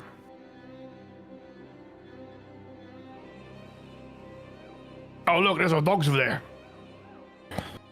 Thank fuck, I'm going on the sled. You look cold. I am cold, it's fucking freezing. Before we head out, I forgot to do this, and the Scratch will cast her cantrip to see the weather for the next 24 hours. Fuck you, Scratch! I'm not done. I'm doing it hour by hour, play by play. I gotta roll fucking There's just- dice and shit. And there's just no inherent reason for her not to do it. I'm so sorry. It's funny, because it's basically a useless spell in everything but, like, these specific campaigns. Usually just be like, it's gonna be a little bit drizzly, I don't know. Imagine It's how sunny all day. boring It's gonna this... be raining all day. Imagine how boring this spell would have been in Curse of Strahd. Yeah, cloudy and dark. Foggy. So yeah, it's gonna be foggy and miserable for the next infinity. So you could be like London, pretty much. Did you see the woman who went around London rating everything really poorly because the weather was bad? She was like, London Bridge, terrible, awful weather. London Tower, terrible, awful weather. But you're not wrong. The one time I've been to London this year, it's been beautiful for some reason. It was like the 1 week where, or the 1 to 2 weeks where London was actually nice with their weather. Isn't that when we had our heat wave and everybody was dying? Yeah, probably. So, Yeah. it was a when did we Good go? times. Like June time, was it, or something? Last year. It was the second half of June. May. June. To be fair, I think No. that London gets a lot No, milder no, weather than a lot of the UK does. So like, The second half of July. when it's just yeah. generally miserable all the time, the rest of the UK is even worse. But, It just the looks second worse in London because everything's grey. half, that's fair. I Vil, by the way, I might be going to London at some point in the next few months if you want to do something. Yeah, definitely. Let me know. I'll see. I'm tempted to visit West End for a musical and stuff like that. It's like my reward for a good exam season is gonna be that. Cool. I'm gonna grab a tent and go sleep under a bridge because Airbnbs in London are fucking shit. Fucking Jesus. We once stayed in the shadiest hotel when we were like students going down to London. Remember? You had to go in like the weird little room to get your key. Yeah, I remember. I did not like that place. I went to sleep with like at least 20% sure that I was going to wake up in a bathtub full of ice missing kidney. I was like, this was a great deal, but for what cost?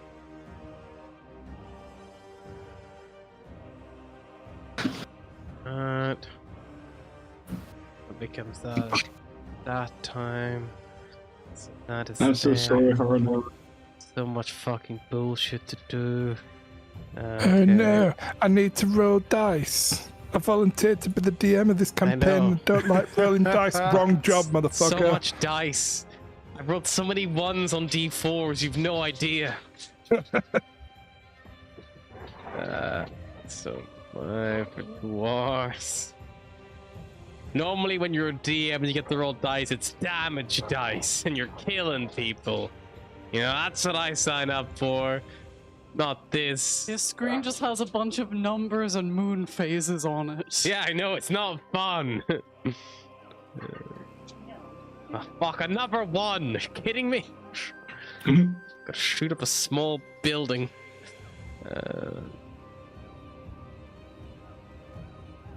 His legal representative, that was a joke.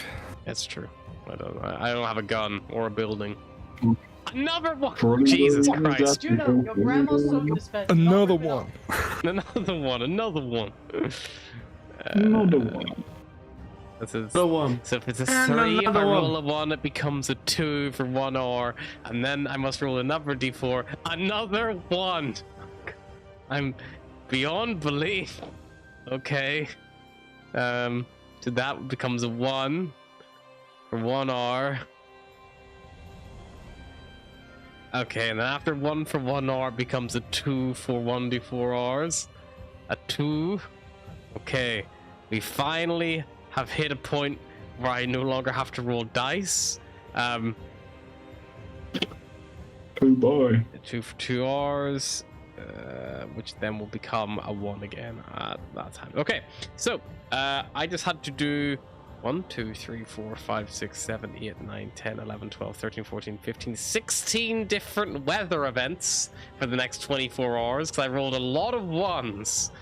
I will only repeat this once. Write it down, write it down! So, put this to full screen so I can fucking do this quickly. Okay, so...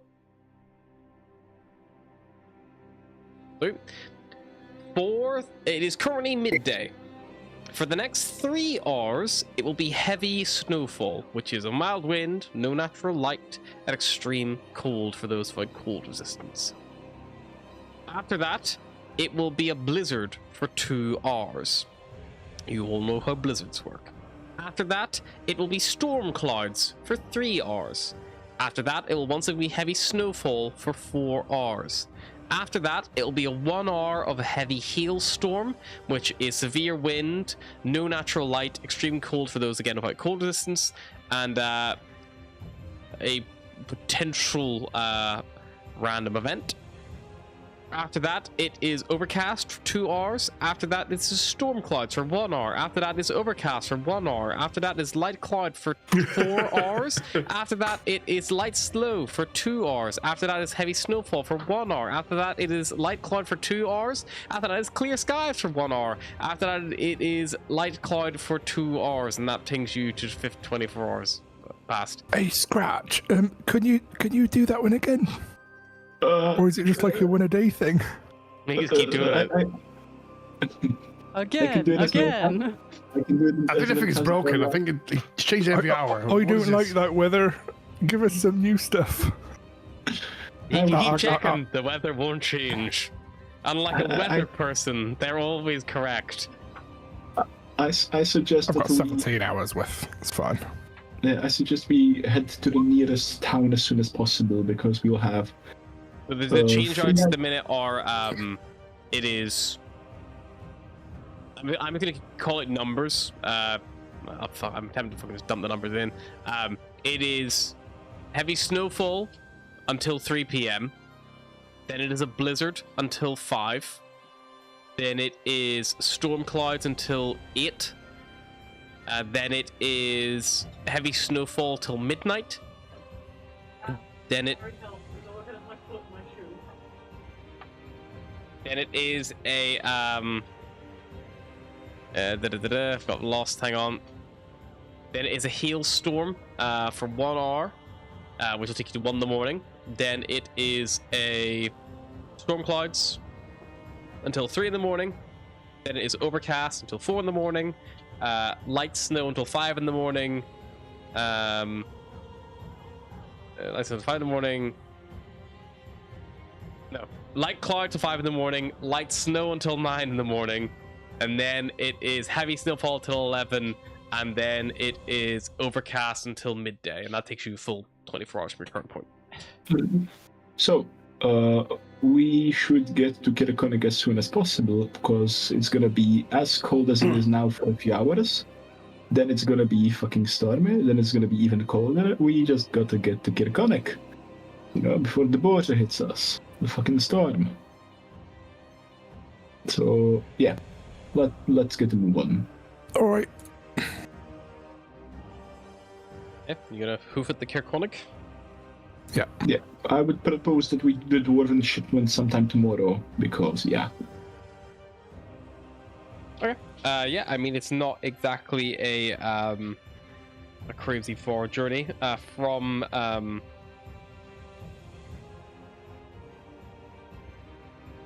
the actual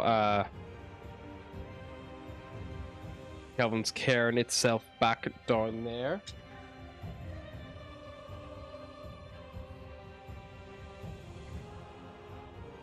Dogs. Kelvin's Cairn down there. It's probably only gonna be the guts of about call it 6 hours or so with your snowshoes. If you all could pile on the dog sleds, it'd be a little bit less time. With Garrett's dog sled, you probably can cut that journey time in half, because you can pile across the 2 dog sleds if you so wished.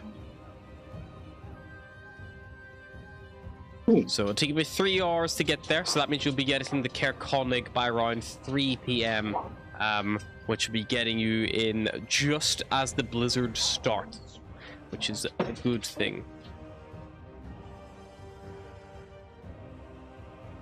Bodger's going to be on a sled anyway. That's what he does. Boy. Yeah, I'll be the sled as well. Okay. While you guys are traveling, however, I do need a d20 roll, please. I'll do it. 16. Yay. As you guys are traveling along, what are all of your passive perceptions? 16. 12. 12. 26. No, what moment? Oh, 26. That'd be 16. insane. 16. 3 16s? Okay, so probably the 3 16s, as you're traveling along, you would probably see standing on top of a snowdrift a spindly snow white doll wearing a decorative mask.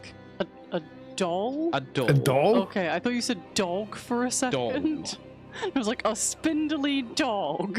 And in its tiny hands, it has a little red berry, which as you walk past, the little doll moves and goes.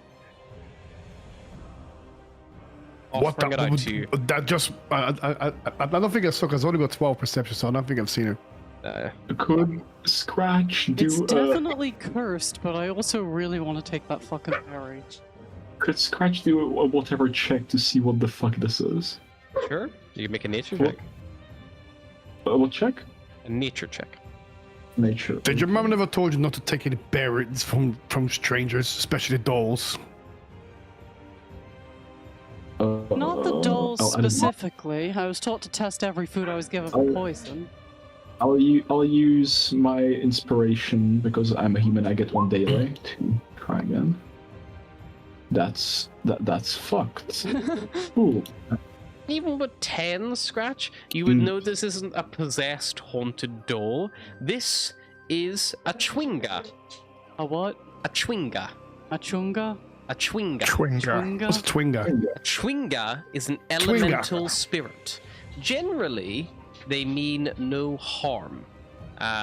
They are actually native to the island of Chult. However, they spread, much like rats would have done, because they can adapt to many environments.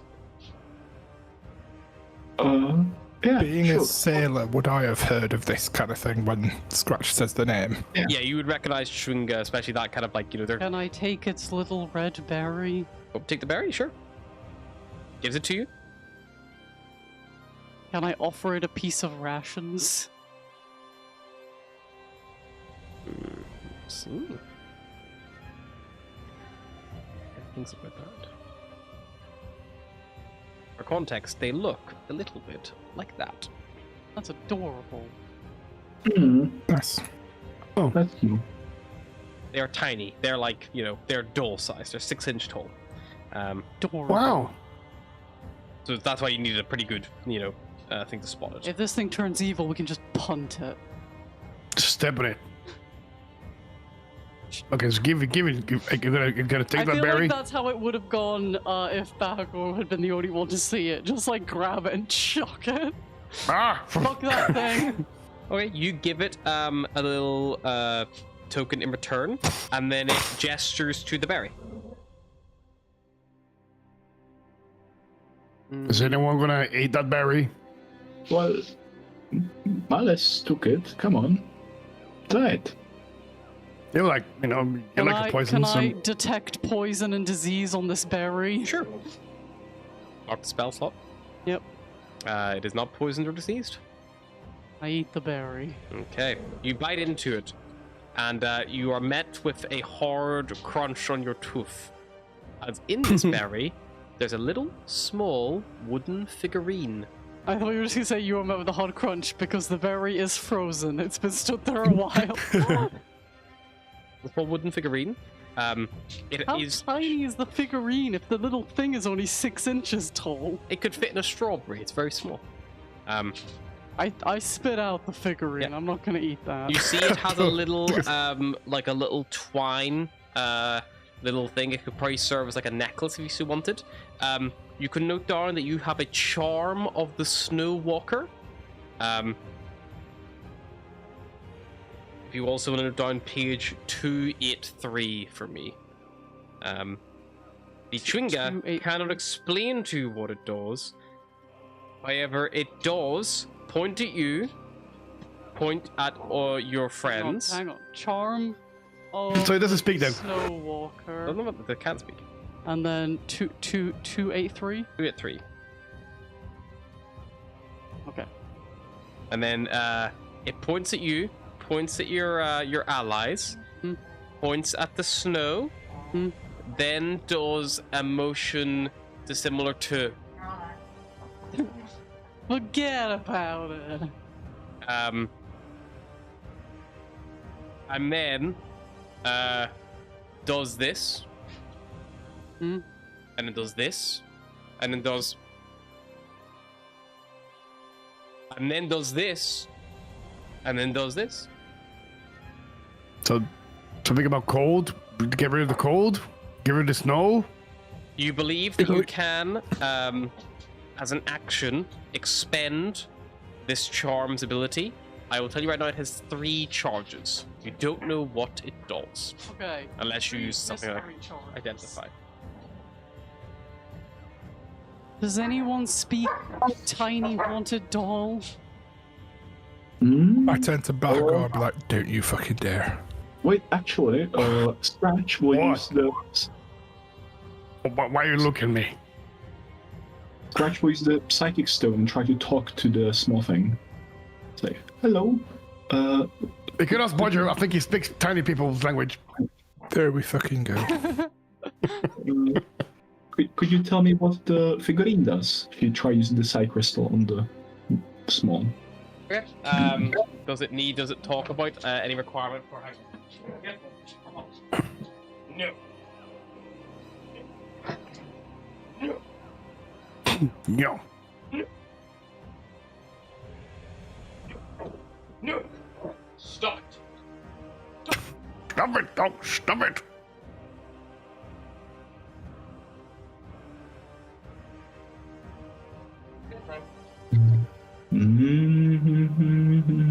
Hang on, somebody's being sent to bed.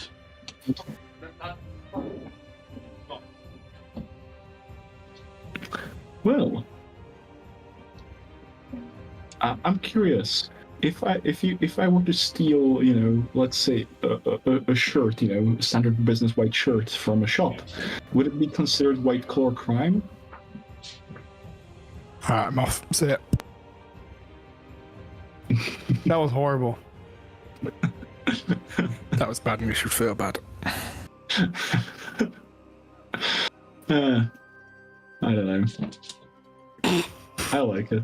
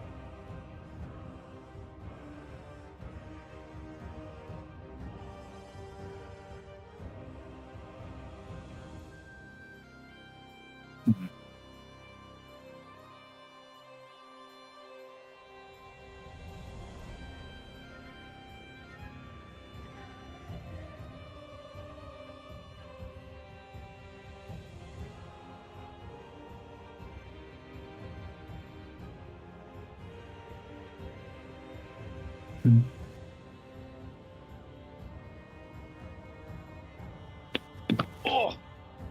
And he's back. Sorry, the dog decided she actually wanted to maul me for real there. Ouch. Yeesh. Yeesh. She's currently locked outside to deal with her digression.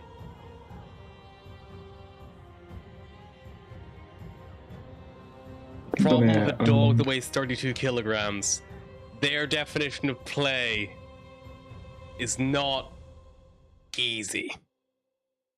Especially when you yourself weigh 32 I was kilograms. gonna say, you're in the same weight class, so Yeah, at least it's a fair We're fight. we're both featherweights, But the psi crystal just gives her telepathy, so I'm not sure if that's restrictive in any kind. It's just like general telepathy. Think telepathy. You have to know a language. It doesn't technically know.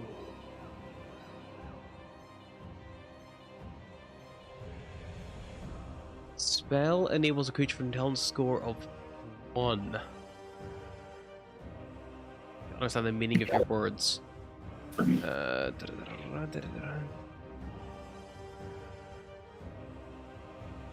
that's like the 8th level spell. But the telepathic. Yet. Hey, hang on, let me pull the old monster manual because the new one comes out soon, doesn't it? I'm not sure. So. I think it comes out very soon.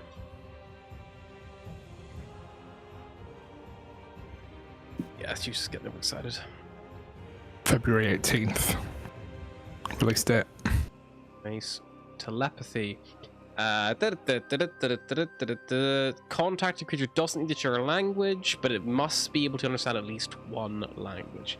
Tringa have 3 connected lines next to the languages, so they do not have a language, unfortunately, so they cannot be communicated with telepathy. Unfortunately. Very sad. Good Alexa idea, played this. Doesn't seem to understand you should reach out to it. Well, she would give a nod to the spirits. Thank you.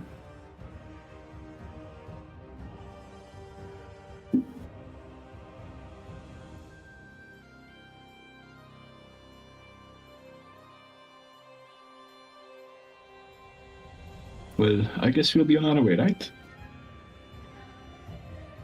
Yes. Right. Thanks for the berry and charm, weird haunted doll.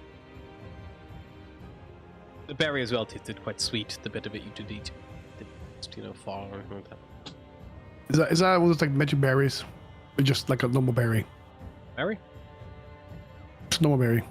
Had a magical thing in Sure. it. What happened? Keep moving. That was a nice little pleasant fella. I've seen them sometimes when I hunt. They are. Thank the gods you guys saw it, otherwise I'll probably have stepped in it. Which gods? Yeah. Well, whichever god you worship, I suppose. Hmm. Do you worship any gods? No, not really. I just live as one of nature. I've got a couple, but I don't think you're tend to meant keep to them have to myself. multiple of them. I think you're meant to just stick to the one. No, it's fine. It's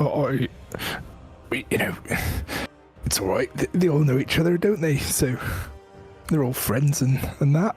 I Right. have pretty good evidence that it's not always fine. All right, but I think mine might be a little bit different to yours. Possibly. Just Are the gods even real? That is the question. Never saw one. Well, of I mean- course, number of times I've prayed to them, and they've seen me through storms and stuff, and I'm still standing. So that doesn't actually mean nothing, now, does it? Plus, all the magic I cast comes from a god, so Well, I'm not sure how else I'm doing that. Maybe it comes from faith that you believe hard enough in something that I don't know. I have no idea how your magic works, so I'm just curious. That's all. As you guys are right Alice back in falls Cairn, silent, her expression reading, well, now I'm not sure either. you guys fall back to Cairn. You are, greeted by the familiar sights of the little small hamlet on the actual Lackdenshire. Reminded of the worries of the townsfolk, of the drunk speaker. Oh yeah, that lizard guy. The Dragonborn who was in a snowdrift, drunk, looking for some invisible thieves, as he was claiming. As you kind of come back in to the town, your Frostfar expeditions. The little halfling is grateful that you managed to get her back, Perilu. She gives you a polite bow and a nod, and she wishes you all the best. But she has decided her adventuring days are done, and she is going to leave them behind. So she, she probably heads to the local tavern to begin planning out her return back to wherever it is that she does in fact call home. Yeah, unfortunately, your reward for saving her, she doesn't have anything left of her belongings. They were all taken off her by the Yetis, and or lost in the avalanches and ongoing perils of Icewind Dale. But you do know that if you can get Garrett safely back to Targos, there is a reward waiting for you for that particular mission. Garrett is also still nearly back to fighting and fit and healthy. He could probably do the journey on his own if you required him to. It is also currently around about 3 p.m. A blizzard is just beginning, that you know, and you probably are going to need shelter. You would know that the Northern Light or Hook, Line, and Sinker would offer you decent shelter to weather the storm, if you so wished, or you could try to go somewhere else if you wanted. Let's go to the tavern. It's going to be very cold soon, so, you know. Sorry, sorry, Tim, I got a question. So the reward from Targos was to get this person back to safety, right? Yeah, so they didn't care about the group that he was with. He had a invested care in the group, but the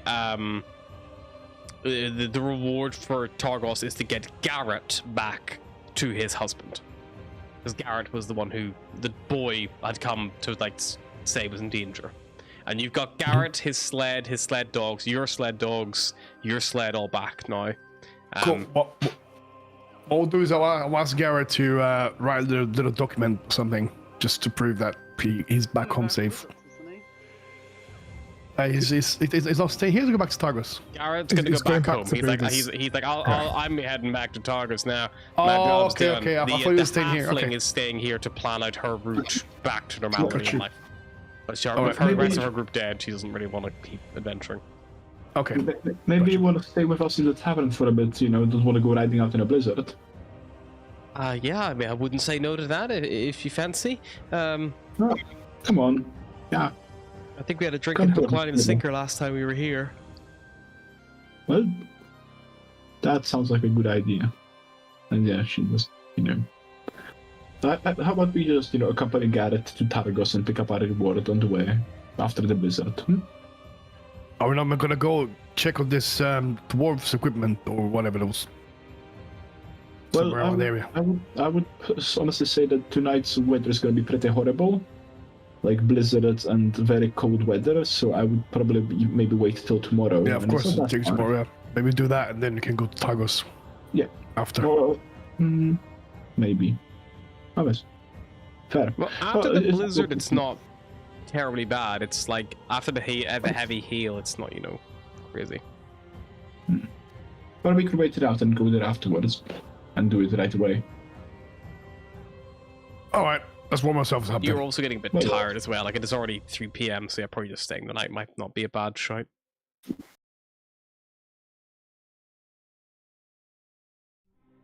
Bear in mind, you set off at like 4 a.m. this morning. Yeah.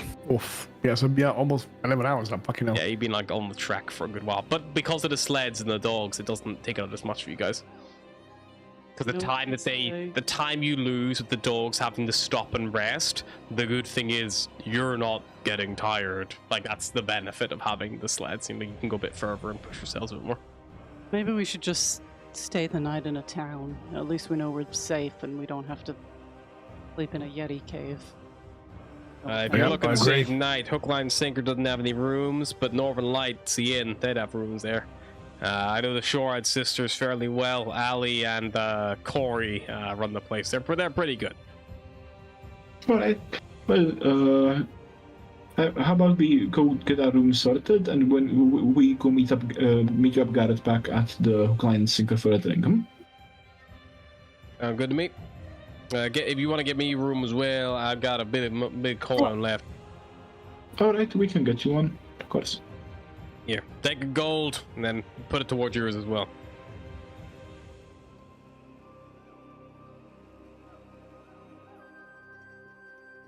Go. He'll take Perolu to Hook, Line, Sinker, and then you guys will break off and head towards the Northern Light to get some room sorted.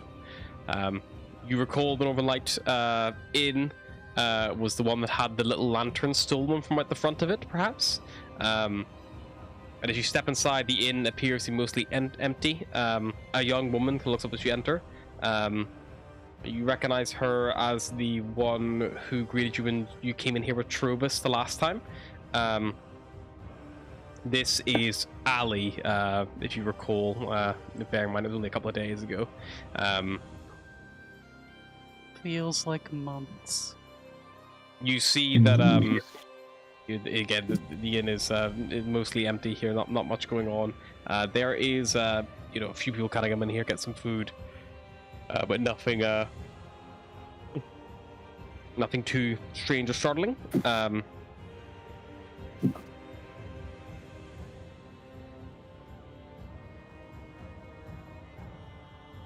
Actually, probably around this point.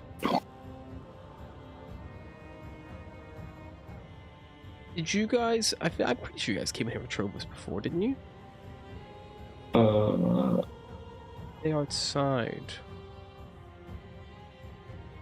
Can't recall. So for the benefit of you all, just enough information list, I'm gonna reread you potentially what would have happened if Trobus was here.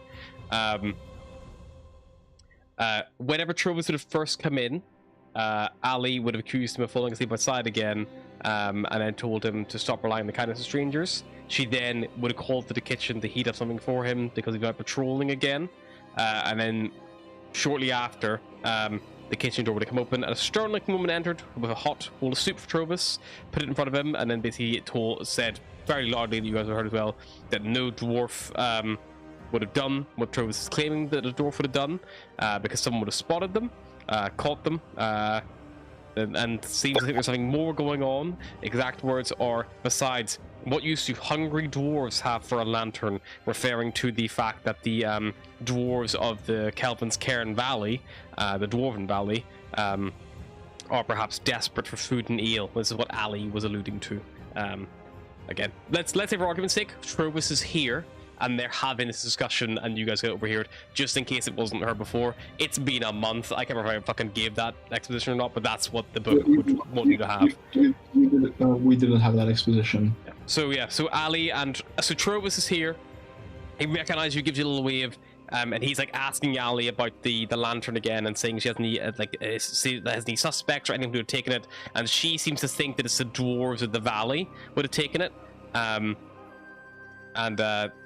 but she does say that she is a little bit like she says it makes the most sense, but even she admits it's a bit bizarre because she remarks an old saying that a quiet dwarf is an oxymoron. But then Corey from the kitchen comes out and basically claims that no dwarf would have done it because someone has spotted them, and thinks that something more is going on. It doesn't think that hungry dwarves have any use for a lantern that changes multiple colors. So yeah, that's the kind of goings on as you come in. Good evening or good day. Hello. All right, loves. What can I do for you? Could we get some rooms, please? Two rooms for two. 2 for 2? I can get you 2 for 2, sure. It'll be 4 silver a piece. And one, do you have a single room?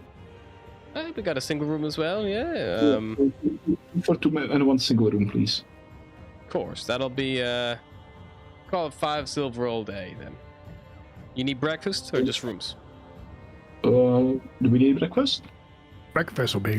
What's for breakfast actually? Yeah, we'll get breakfast, right? Yeah. Yeah, we'll get breakfast. Yeah. Sure, it'll probably be. I've got some old like dried jerky still knocking about in some store. If you're looking for something a bit different, but I do normally we serve a nice poached trout, and also do tend to throw in a nice little bit of ale if you've got any knocking around as well. We normally do for dinner time a little bit of a beer battered fish as well. If that's not bad at all. Yeah, we'll take that. Why not? Yeah, that's wonderful. Yes. It'll be an extra silver piece then per person. So call it a gold all day if you got a gold on you. Yeah, I can give a gold. You'll take the gold. You can use the one Garrett gave you if you so wish, and I'll cover all of your rooms and food for the day, or the evening. Sorry. And yeah, you basically pay that. If you'd like to question them about the strange goings on, they are present to be questioned. Otherwise, you can mark your rooms as assigned for the night, and you should have somewhere, unless something changes, safe to rest. Okay, I'm gonna go up to them and say, oh, "Excuse me, I don't want to intrude, but what's that little discussion about lantern or something? What was that about?" A brave hero. I recognize you from my days on the battlefield. Good, strong oxen, isn't it? Have you had a bit to drink, sir? No, only soup and wine, ale. That's it. I think there's way more ale and wine than soup there. But anyway, what's the little argument you're having about? Yes, trying to work out who would have stolen these things, these blasted invisible dwarves. I tell you, that's what it is. Melt them. Invisible dwarves. Yes, because normally see a dwarf. These ones must be invisible because no one has seen any dwarves. I mean, if you don't see something, then it's either not there or invisible. Exactly. And things are going missing, so it must be invisible dwarfs. That's my expert opinion. I've seen invisible things before on my adventures. Oh, yeah, I bet you did. I bet you did see many and heard many things as well. Yes. Are you sober then? Nothing.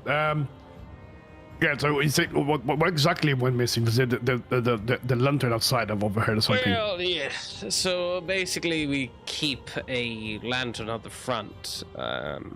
It changes color. It lights up the area around with different colors. It's a good advertising thing.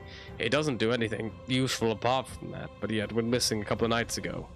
But why would someone take that? I mean, it sounds like a pointless thing to take. A very good question. I'm not entirely sure myself.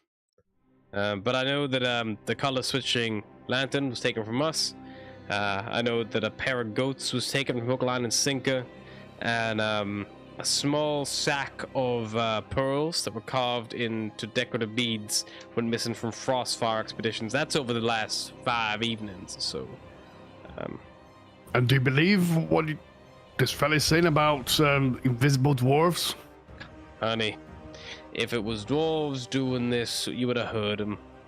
Would have heard them yelling, or talking, or doing something. Nah. Well, what is your opinion on this?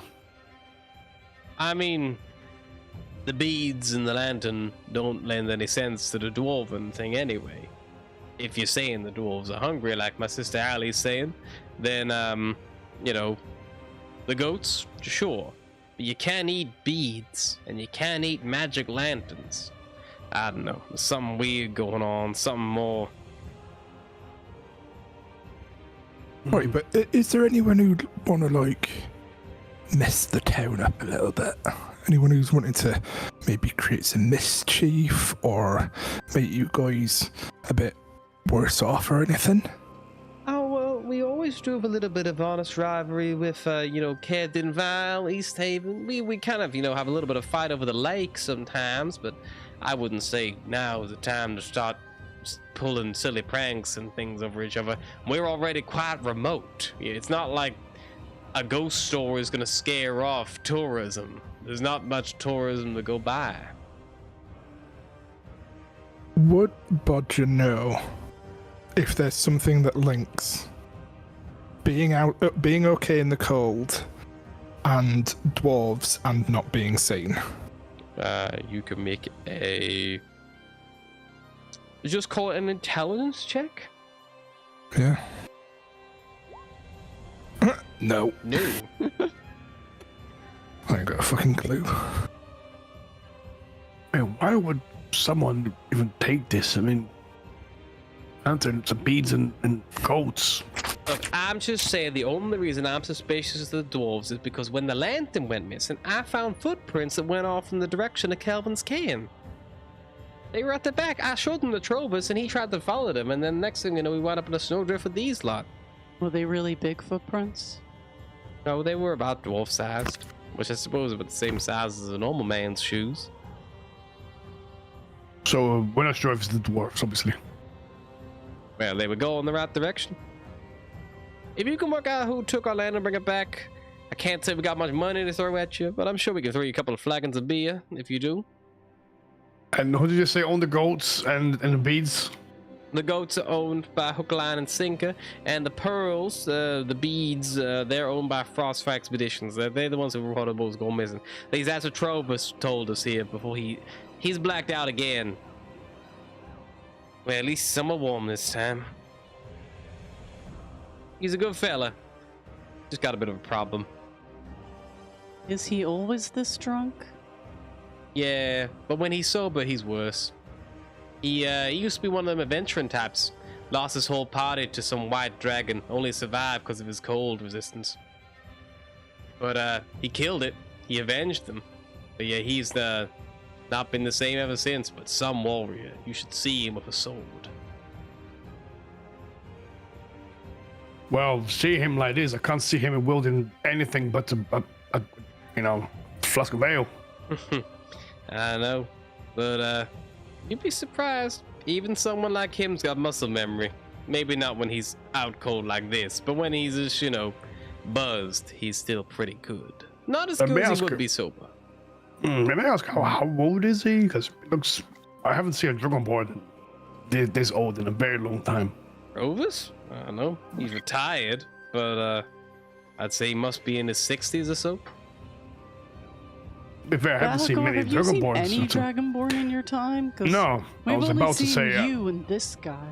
I can't I don't remember know a the lot last about time I've seen. lizards, but I'm pretty sure it must suck here. Like, I thought you all had to lay on a warm rock every morning. Well, clearly not. I would love to, but Do you have to lay on a cold rock? let's say I just like to lay on my bed, and that's enough. Hmm. Oh, sorry, they said the beads are the frozen far expeditions almost had the beads. Yep, that's where you guys and get the your goats. climbing gear, and the goats were from the Hook, Line, and Sinker Inn, or the tavern, sorry. Look.